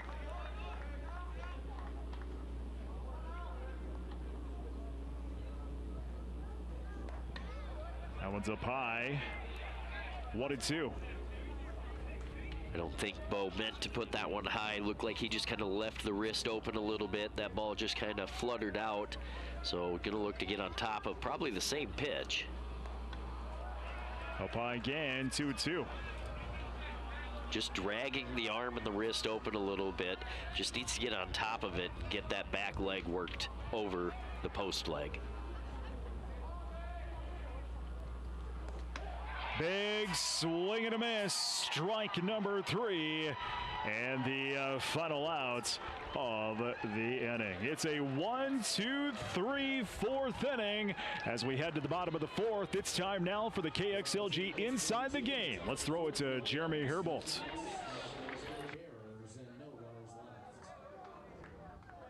It's KXLG Inside the Game here from the 2025 South Dakota Class A State American Legion Baseball Tournament. And we're here with the president of the Watertown Baseball Association, Mike Paulson. Hi, Mike. How you doing? Good, Jeremy. How are you? Good. It's been a busy week for you, hasn't it? It has been a busy week, but it's been an awesome week. Absolutely. And, Watertown hosting the tournament for the first time in a long time. You guys really rolled out the red carpet, didn't you? We did, but it took a lot of people to get us here. The Legion parents, but not just the Legion parents, the association parents really stepped up to make this a pretty cool experience for the kids and the teams that are here visiting this week. Well, Mike, you played baseball for many years, and of course you're from the birthplace of American Legion Baseball, Millbank, South Dakota. 100 years of Legion Baseball, and what a way to celebrate here in Watertown. Yes, pretty cool. Pretty cool that state tournaments this year are in Watertown, and then obviously Millbank is hosting the state B's this weekend right now. So yeah, a lot of good things going on in Northeast South Dakota. Absolutely. What do you think about the brand of baseball out here? We've seen some great games. A lot of really good games, a lot of really good pitching, some good hitting here. Harrisburg can obviously hit the ball really well. But yeah, it's been fun to watch some good baseball at the Watertown Stadium. And I think after we wrap this all up tomorrow, a lot of people are going to need some naps. I think so, yes. It's been some long hours, some late nights, but it's all worth it. This is pretty cool. Absolutely. We've heard so many good comments from people from around the state of South Dakota enjoying the tournament and everything. Mike, thanks for all you and the Watertown Baseball Association have done for this. It's been a great event. Well, I appreciate that. Thank you to you, Jeremy, KXLG, and obviously Aero TV. This is you guys create a pretty good experience for these kids, so thank you. Thanks, Mike. Appreciate it. And that's going to wrap it up for this KXLG Inside the Game. Back to the booth.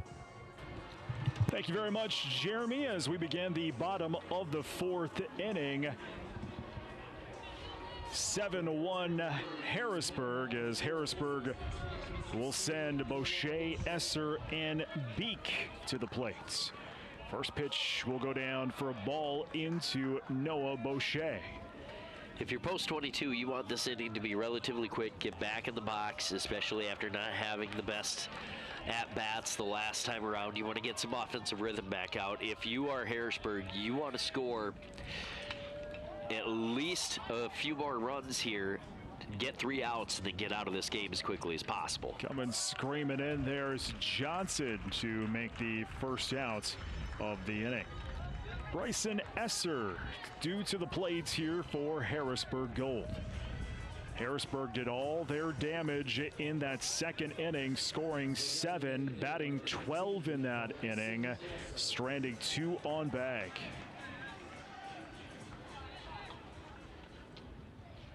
First pitch goes down for a strike into Esser. And that pop-up to right field by Boucher, a good example. Like I talked about, Montgomery kind of has that rising ball that we saw from Safransky yesterday, where it's hard to get on top of that thing and not end up popping it straight up in the air.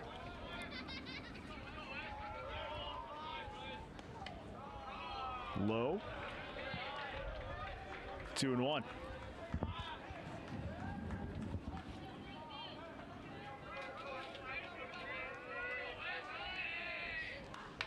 That is going to be delivered into left field. Going to drop down for a base hit as Esser will reach here in the 4th.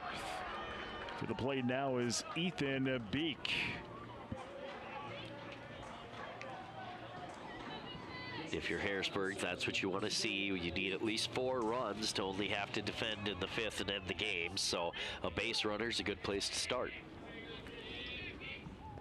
First pitch goes down for a ball into Beek. Esser, who's on first, he can bench 300 pounds and eats 5,500 calories a day. I suppose when you have that type of muscle mass, you got to have the calorie supply in order to keep it going.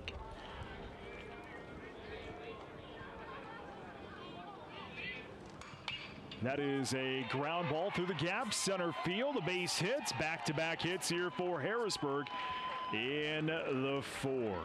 Tate Muntz to the plate now, and I can't imagine 5,500 calories a day if I just look at a brownie wrong. The catering tent here has not been kind to my waistline this week.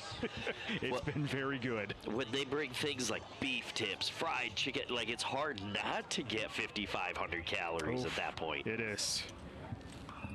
That is a ground ball foul down the third base line for Tate Muntz. Another fun fact here about this Harrisburg team. According to Coach Simmons, they consume enough caffeine on game day to, quote, kill a baby elephant, end quotes. You know, at some point, you got to do something to get up for the game, right? 1-1 the count.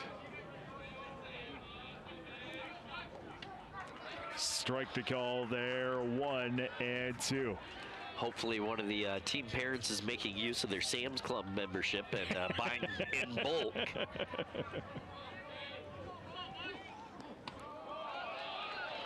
Ball to call. 2-2. I should say, or Costco. We're not partial here. You're down there in Sioux Falls. You have either or.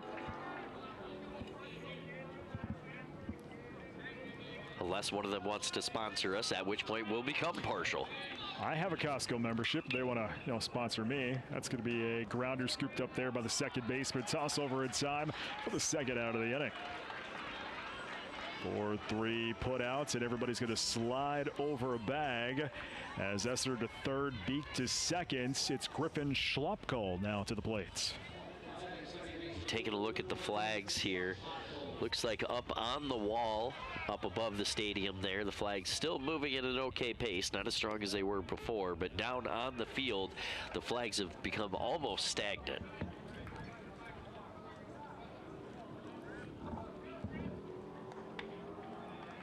Two to the count. 11 seniors on this Harrisburg team. 6 of them are going to go play college baseball somewhere. Strike the call, 2-1. Harrisburg, I guess you could say, came limping into the tournament. 16-20 record, but if you talk with Coach Simmons, big swing and a miss, 2-2. He said that they had consistency, struggled at the beginning of the season, but really got back on track going into the tournaments, and it's really showed so far. Chase that one, drop strike 3. We'll get a throw to first in time for the final out of the inning.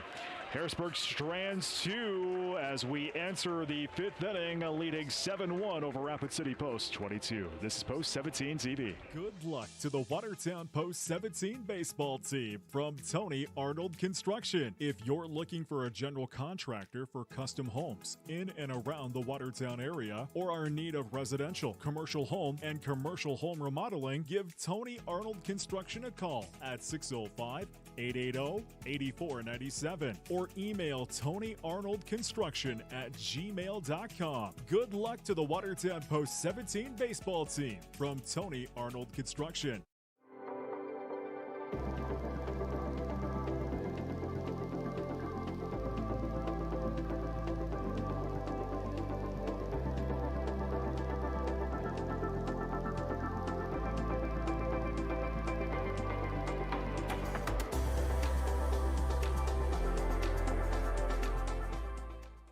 Baseball fans, stop into the Wheel Inn for some home-cooked food. Open 7 days a week, serving breakfast, lunch, and dinner with the best staff in town. Plus, online ordering is available. Visit WatertownWheelIn.com to order your favorites. Come to the Wheel Inn before or after the game for your home-cooked favorites. Open daily, 6 a.m. to 8 p.m. on Highway 20 in Watertown. Good luck to the Watertown Arrows in the State A Legion Tournament from the staff at the Wheel Inn. It is a beautiful night for baseball here at Watertown Stadium, and a beautiful historic place to play baseball. I'm Brett Nathaniel. He's Nate Russell. We're glad to have you along here post 17 TV as we enter the 5th inning. 7-1 Harrisburg. It's Hunt, Roberts, and Kiefer due up here for Rapid City 22. And Brent, when you talk about it's a beautiful night for baseball, we were having the discussion of, do we throw the hoodie on? Was pants versus shorts maybe a discussion that needed to be had? I know it's the end of July, beginning of August. When you talk playoff baseball, this is the kind of weather that I always picture. Like when we talk pennant race and MLB coming to the end, this is what playoff baseball should look like. So we've been planning to do this for a very long time. We've met out here at the stadium several times, and it was always the running joke, let's make sure we get some tents over us and things like that, because it's going to be, end of July, early August, it's going to be 100 degrees outside. And when I checked the forecast, I bet I checked the forecast probably 70 times last week from the Weather Service, as that one is popped up. Playable there. Beak is on, makes the first out of the inning. And I kept seeing 70s. And I kept saying 70s. And I kept seeing 70s. I went, oh, okay, well, that's perfect by me. Now, we had to get some tornadoes and hail to get that 70-degree weather, but I'll take it. Not the tornado. That was scary. That was I don't want to do that again. If I know you folks down in Harrisburg got some wind as well. We have the tornado up here Sunday night just to the west of town. It destroyed a farm out by Henry. Everyone was all right there as that one's popped up. Tracked down by Schlopko for the second out of the inning. That one was rated, the tornado rated an EF2 officially by the Weather Service, and I saw that they're still doing more studies on it, so it might go up. But I know you and I, we texted, we got hail. I got a little bit of hail damage. I got my insurance guy called me today on that one, but it was a scary Sunday night, but it's been a great week of weather so far here at the stadium, minus the smoke, which you can hear in both of our voices here. Yeah, the wildfires, it sounds like not only north out of Canada, but also down in the Arizona area, kind of pushing up this way. 2-0 here to Wyatt Reeder.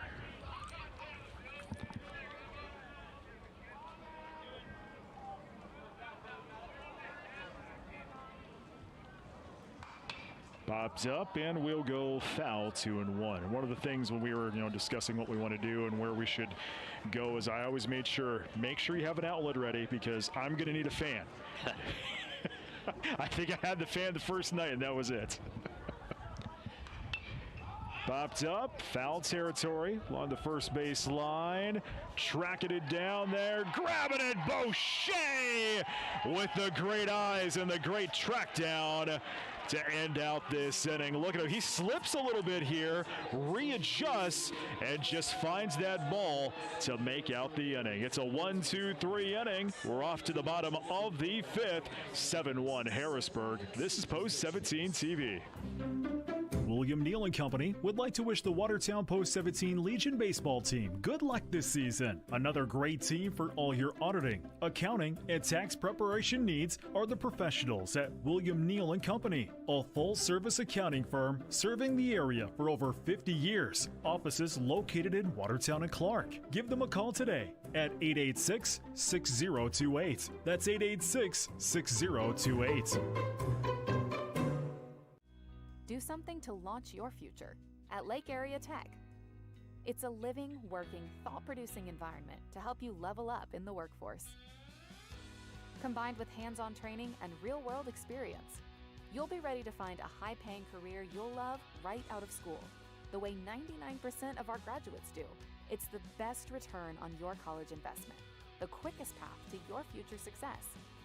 Lake Area Tech, the start of something new.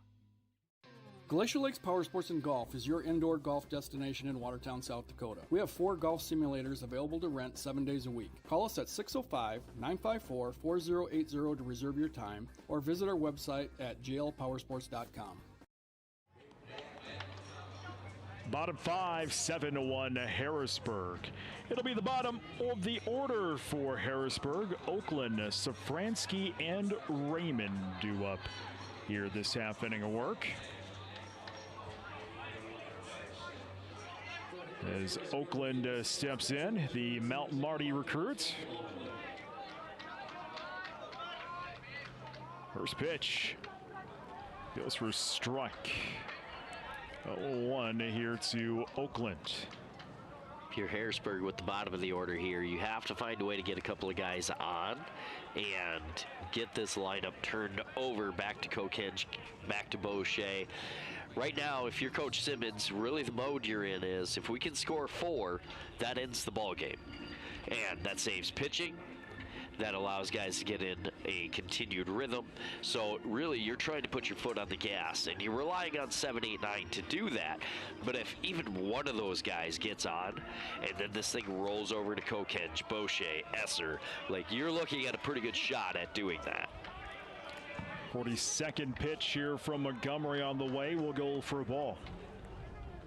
1-2 to Oakland. Ground ball, scooped up there by Roberts. Toss across in time to Reeder for the first out of the inning. 5-3 putouts, 1 away. A great little line drive there. That ball, a pretty hot shot. You see Roberts play it behind it, gather the thing. There's no crow step, there's no gather. He knows he's got to get that ball out quick. Lightning quick transfer, really strong throw from deep at the third base position, and records the out. Ground ball scooped up there by Hunt. He'll toss it over for the second out of the inning. 6-4 putouts, and there's 2 away here in the bottom of the 5th inning. The number 9 hitter is Ty Raymond.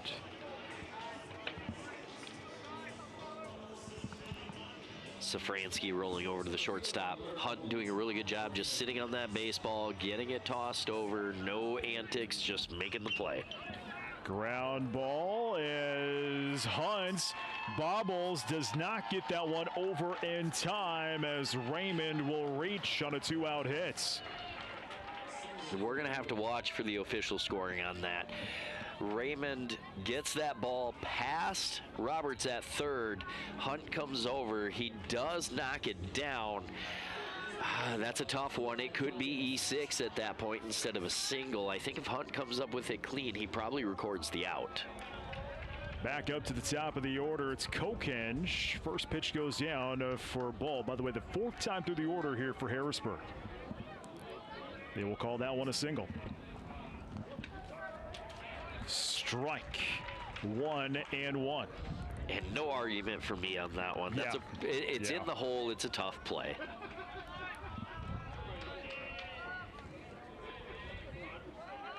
Runner goes, throw to second, not in time. Oh, was that one fouled away? Was not. We have time called here. Doesn't look like they're going to make him go back. You did hear it get fouled, Brent. I have a feeling, though, they're calling that one a live ball caught. 1-2 the count here to Kokenge. Now with a runner in scoring position.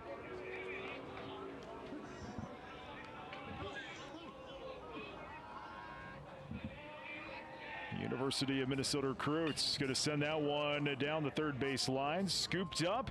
Toss across in time for the final outs of the inning. 5-3 putouts. Harrisburg strands one. We're off to the sixth, 7-1 Harrisburg. This is Post 17 TV. The best way to get the most out of college is to do the most while you're in it. At Lake Area Tech, you'll learn in living, working environments with hands-on training and real-world experience to prepare for a high-paying career you love right out of school. From the moment you step on campus until you're one of our graduate success stories, when you start something here, you'll get an education you can really put to work and the best return on your investment. Lake Area Tech, the start of something new. At Active Heating, you could say we specialize in comfort, heating and air conditioning, plumbing, air and water quality. Active Heating is ready. Too hot or too cold? Our certified comfort experts for Coleman Heating and Cooling Equipment can help. Don't let a leak drain your bank account. Our plumbers can handle it. Improve your air and water quality with an air purifier and reverse osmosis system from Active Heating, your local Coleman dealer. Active Heating of Watertown and Brookings, your comfort experts. Looking for a way to show your school spirit and support the Watertown School District? With the Arrow Spirit card from American Bank and Trust, you can do both. Every time you use your Arrow Spirit debit card, a portion of your purchase goes right back to the school, helping fund important programs and activities. It's a win for you and a big win for our students. Visit your local American Bank and Trust at 1715 First Avenue Northeast today to sign up and make a difference with every swipe. American Bank and Trust, member FDIC. As we head to the top half of the sixth inning, Reeder, McLeod, and Morgan due up here for Rapid City 22.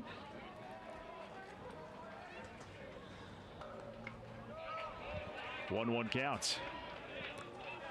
And if you're 22, the phrase that I've used this week has been getting late early. You need 6 runs. You don't have to get them all here, but it's the 6th. You got to find a way to get something. Popped up and grabbed there by Raymond in center for the first out of the inning. Ken McLeod due up next here for Rapid 22. Pretty good piece of that ball there by Reeder. Unfortunately for him, out in center field is Raymond, who tracked that ball down. As the breeze giving us fits here in the booth. Getting chilly out here. Hard to believe it's what, August 1st or August? Yeah, it's August 1st. All this week has just kind of been a blur of baseball and going to bed.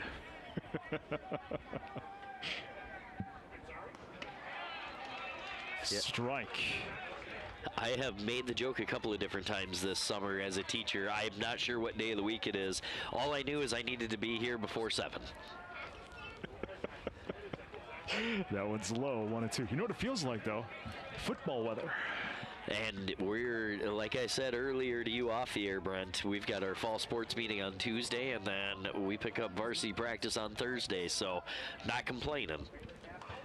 Ground ball, playable there. Kokenge, toss over in time. Second out of the inning. 2 away, Jace Morgan to the plate now here for Rapid 22. Last night we didn't even mention the fact that it was the Hall of Fame game, kicked off NFL preseason, the Chargers and the Lions. It sounds like the Chargers took care of business. I totally ran across that on TikTok this morning and I went, oh, okay, I completely forgot about that. First pitch fouled away, 0-1. And as a Broncos fan, I hate to see the Chargers do well, so hopefully that's not a trend that continues.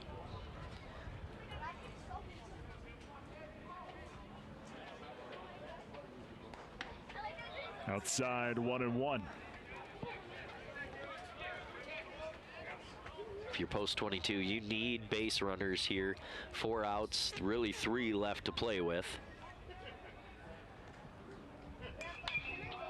That's going to be sent into right field, going back and a drop down at the wall. On his way to second is Morgan with a 2-out double. There's some momentum there for Rapid City. They've only gotten 1 across the board. That was back in the first. That ball really well struck. It had legs, thought it was going to get out, falls in front of Hoff teaser real estate there. It on maybe a different day where it's not quite so cool, maybe a little bit warmer, not as humid, that ball probably does carry out. Dawson Inhofer to the plate here for Rapid City.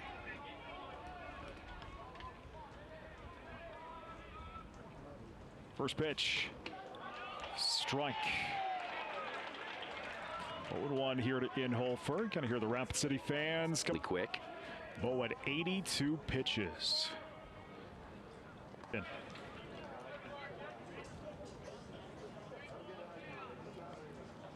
I will say this whole tournament, post 320 being. We've seen him dive after a ball. What a grab. Full extension, lays out, concentration, knowing the ground is going to come eventually, squeezes that thing. And like I said earlier, Brent, I don't know what it is that Muntz did before this game, but whatever it is, he's got to keep doing it. We're off to the bottom of the sixth, 7-1 Harrisburg. This is Post 17 TV. Glacier Lakes Power Sports and Golf is your indoor golf destination in Watertown, South Dakota. We have 4 golf simulators available to rent 7 days a week. Call us at 605-954-4080 to reserve your time, or visit our website at glpowersports.com. Infinity Fun is the place to be. They got trampolines, they got bowling, they got mini golf, they got games, they got food that's insanely good. Infinity Fun, they got trampolines, they got bowling, they got mini golf, they got games, they got food that's insanely good.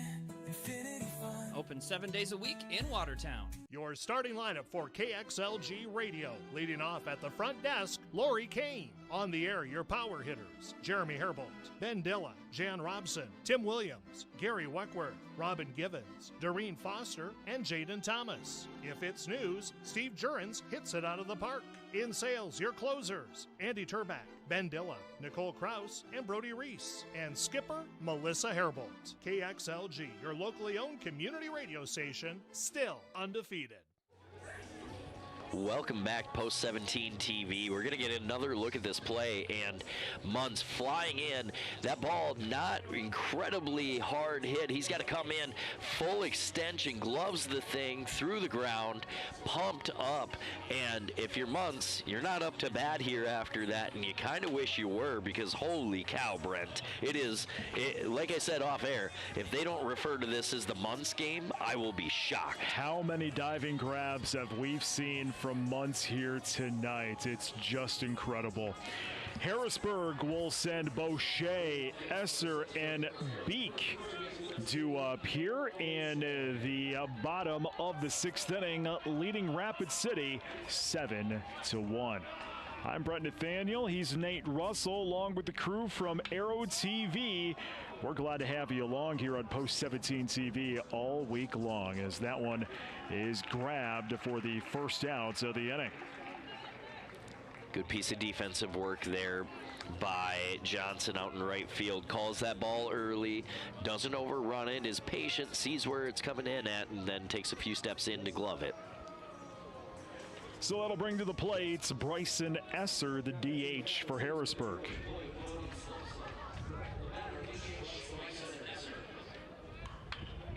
That is going to be delivered into center. Kiefer will find it for the second out of the inning.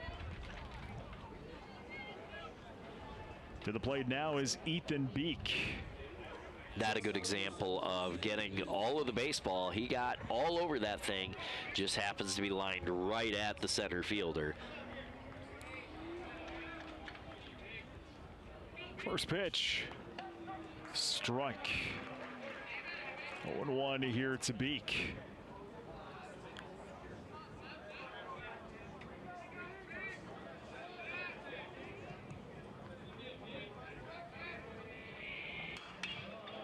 That is going to be sent into right field. Going to drop down for a base hit. Some 2-out hitting here for Harrisburg in the 6th. To the plate is Tate Muntz. That time Meek just kind of getting the bad head out at it, flipping that thing over into right field, turning the wheel to the next guy, and here's our man, here's Muntz.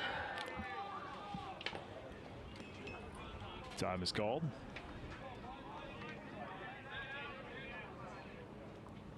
Muntz 2 for 3 on the night. Couple of singles in this one, some fantastic catches too. First pitch goes down low for a ball. And that doesn't even include the grab that he was pretty close to making and just overran a little. Gonna take a hop as the runner goes. We'll get a throw to second and out as Beek got a little greedy trying to take second there on the hop. He will be the final out of the inning as a great toss there from Thompson and the tag there from Inhofer. A great one to end out the 6th inning. We're off to the 7th, 7-1 Harrisburg. This is Post 17 TV. Looking for family fun all in one place? Then come out to Legends. Tee off on their mini golf course. Race your crew in go-karts and strike up some laughs with mini bowling. Kids love the arcade, and parents, they've got you covered with cold beer and amazing food. And don't forget the cherry on top, SDSU ice cream.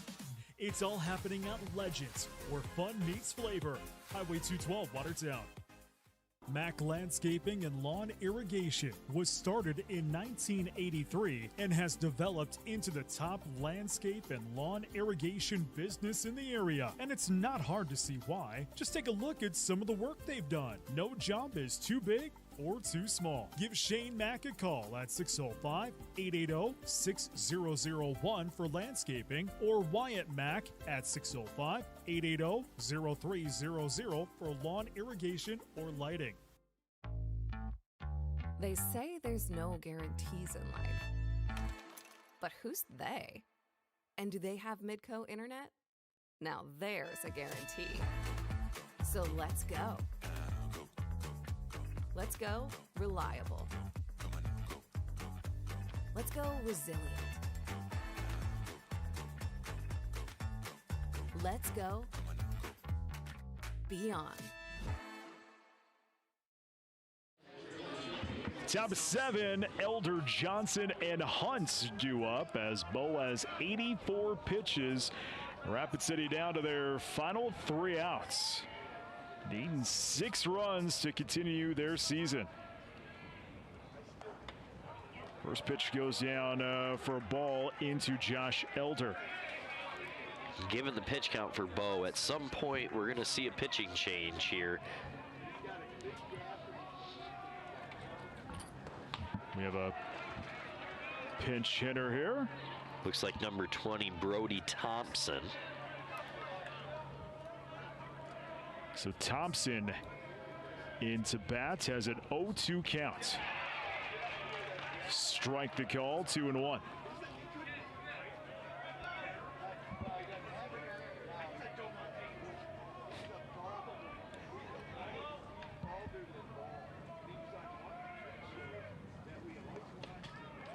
Low.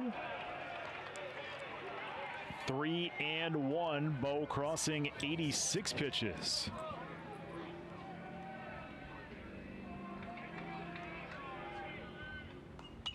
Fouled into the net. Full count at 3-2. Brent, this is a really hard spot for Brody to come in at. You've been on the bench. You've probably done a few things to kind of stay loose, stay involved in the game. But to come in cold and then have to go take this at bat is a really tough spot to be in. That's ball 4. As the leadoff man will get on here for Rapid City. As Thompson heads over to first. And that should bring to the plate Johnson. And it does. So Carter Johnson to the plate here for Rapid 22. And the umpire stepped out there with the hands up to call it a dead ball. Looks like no opportunity to advance there as it was called a hit by pitch officially. That one fouled into the nets. 0-1.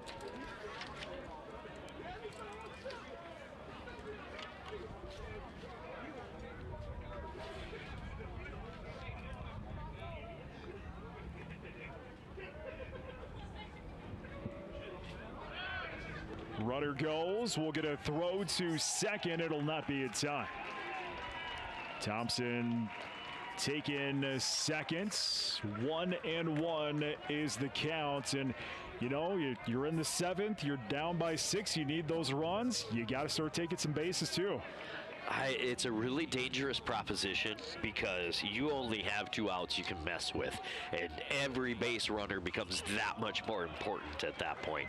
Now, with that said, not a bad run there because Bo has kind of a slower delivery to the plate. All of his leg mechanics take a little bit to get connected. So with a decent jump there, Thompson easy to take that bag pretty quickly and easily. Looks like time going to be called, so no balk there.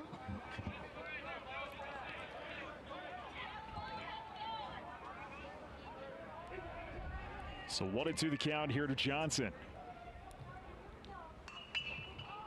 That is going to be sent over into right field, and there he is again, Muntz with the first down of the inning. The man of the night getting another out. Having a heck of a ball game here.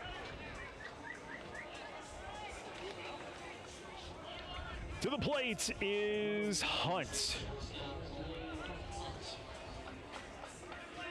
Bo at 94 pitches. So has about 10 pitches left to play with.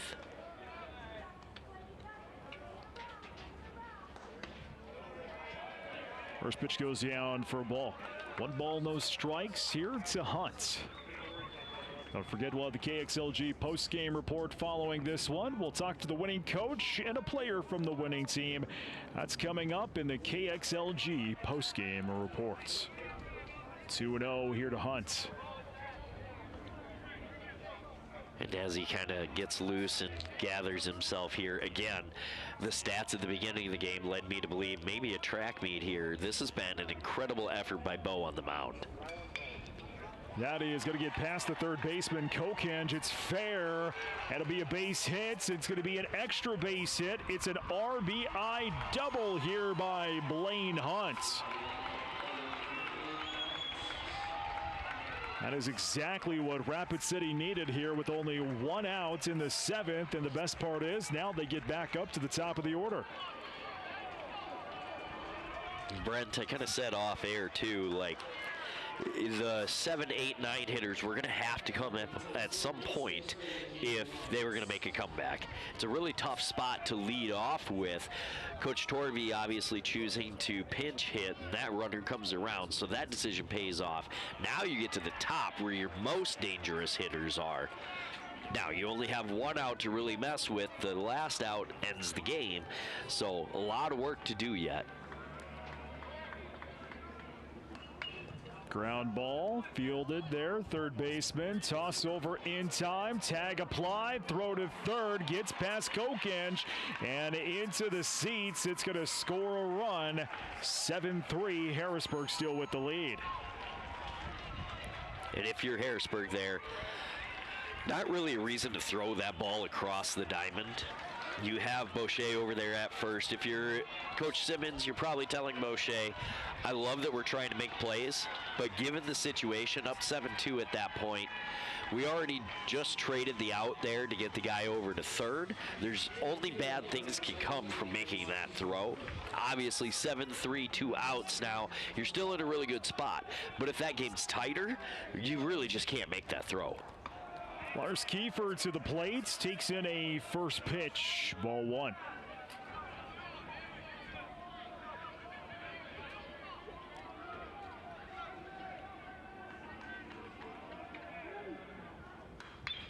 That is delivered into left field. A base hit here for Kiefer, and another man on for Rapid City. To the plate is Wyatt Reeder, and you know, this seems eerily reminiscent of the post-22 Brandon Valley game from a couple of days ago. Post-22 won that one 11-9, but Brandon Valley came up with a big comeback in that 7th inning. Rapid City now trying to put on the comeback on a first pitch ball to Reeder. One thing I am a little surprised by, nobody getting loose in the Harrisburg bullpen. That tells me whoever is going to come in after Bo here is somebody that's already out on the field. Strike. 1-1. And we saw it with Kokenge the other night against Watertown, where he came in fresh, cold, and just kind of closed that thing out from there. Big swing and a miss. 1-2, 2 away here, bottom of the 7th inning. Rapid City playing with their last out. And at this point, not only their last out, potentially their last strike.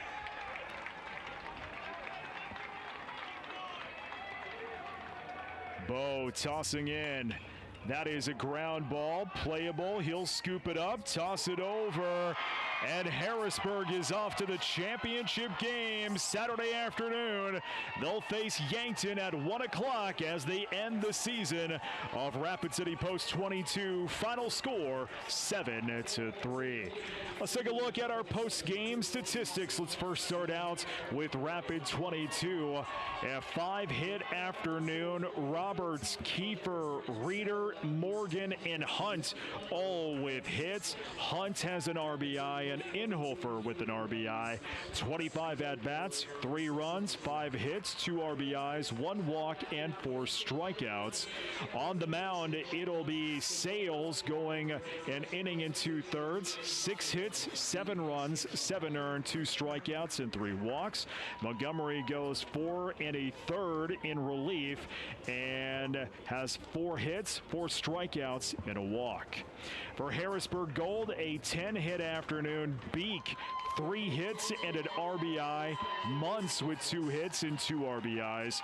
Kokens, Boucher, Esser, Safransky, and Raymond all with hits in this ball game. 27 at-bats, 7 runs, 10 hits, 6 RBIs, 4 strikeouts, and 6 walks. On the mound, Bo throws the complete game, 105 pitches, 7 innings pitch, 5 hits, 3 runs, 2 earned, 4 strikeouts, and 1 walk. 7-3, Harrisburg with the win. It'll be Harrisburg and Yankton at 1 p.m. tomorrow. If Harrisburg wins, they're the state champion. If Yankton wins, we'll play a game 2. That's going to wrap things up. We'll see you back here tomorrow. For Nate Russell, I'm Brett Nathaniel. It's the KXLG post-game report next on Post 17 TV.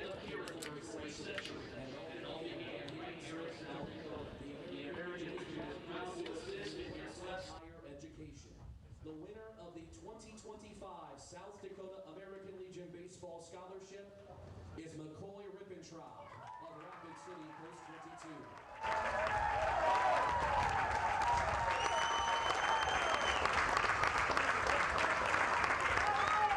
The chairman of the South Dakota State American Legion Athletic Commission, Mr. Lyle Tolsma, is presenting Rippentrop with the certificate. In addition to this, there is 1 selection from all 50 states. They will move on, and Diamond Sports, the official baseball of the American Legion Baseball National Tournaments, also sponsors the All-Academic Team.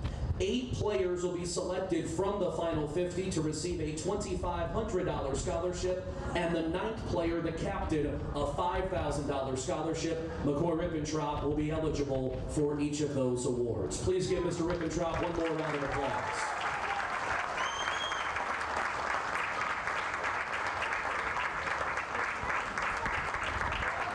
Rapid City Post 22 season is over with a record of 59, 11-1. Let's hear it for Post 22 and their 2025 season.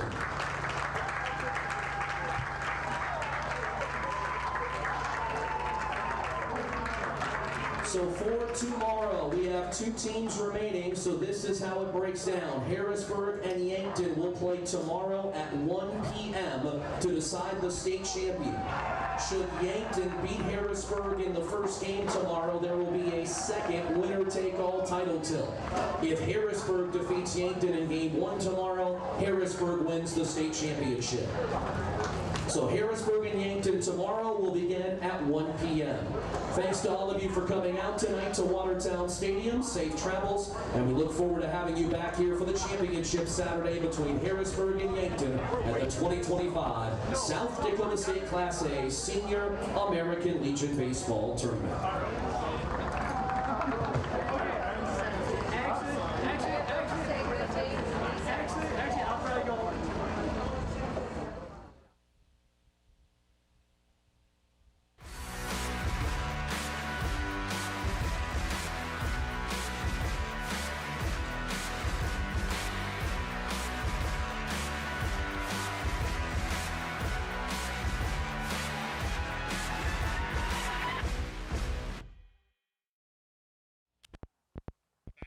The KSLG post-game show as we have wrapped up the fourth day of action here at the 2025 South Dakota American Legion State Class A Baseball Tournament.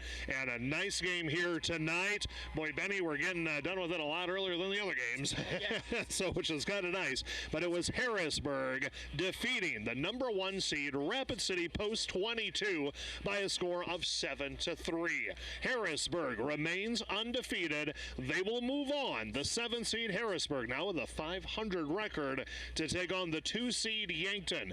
And Yankton has 1 loss, so that means if Harrisburg wins tomorrow's first game at 1 o'clock, they are state champions. If they would lose, if Yankton wins, that would force the second game 30 minutes after the finish of the first game. Ben Dilla joining me here. Benny, fun game tonight. It was, yeah. I mean, Harrisburg is just keep on rolling. They been playing a tremendous tournament. Obviously, haven't lost. I don't even think they've trailed yet. So they've just been.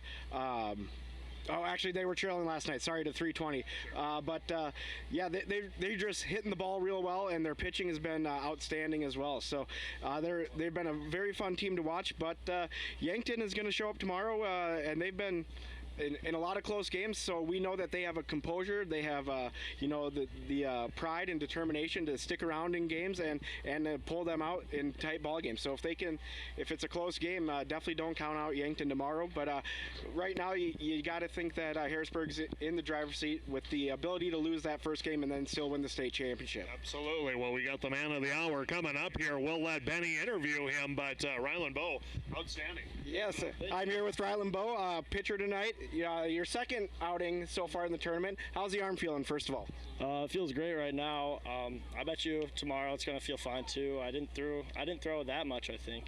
I think you were around 90 pitches or so, but complete game tonight. How did you feel throughout the game? Did you feel like, once you got that early cushion, you feel like you were kind of just hit spots and let the defense work behind you? Yeah, I felt like I had to just throw it in the strike zone and have my teammates make plays behind me. And when they scored 7 runs in the second, I felt like we're going to win this game, get into the championship with 2 games tomorrow. Awesome. Yeah, and you had some very nice plays. I noted down Tate and Muntz out in right field had a couple of very nice diving catches for you tonight.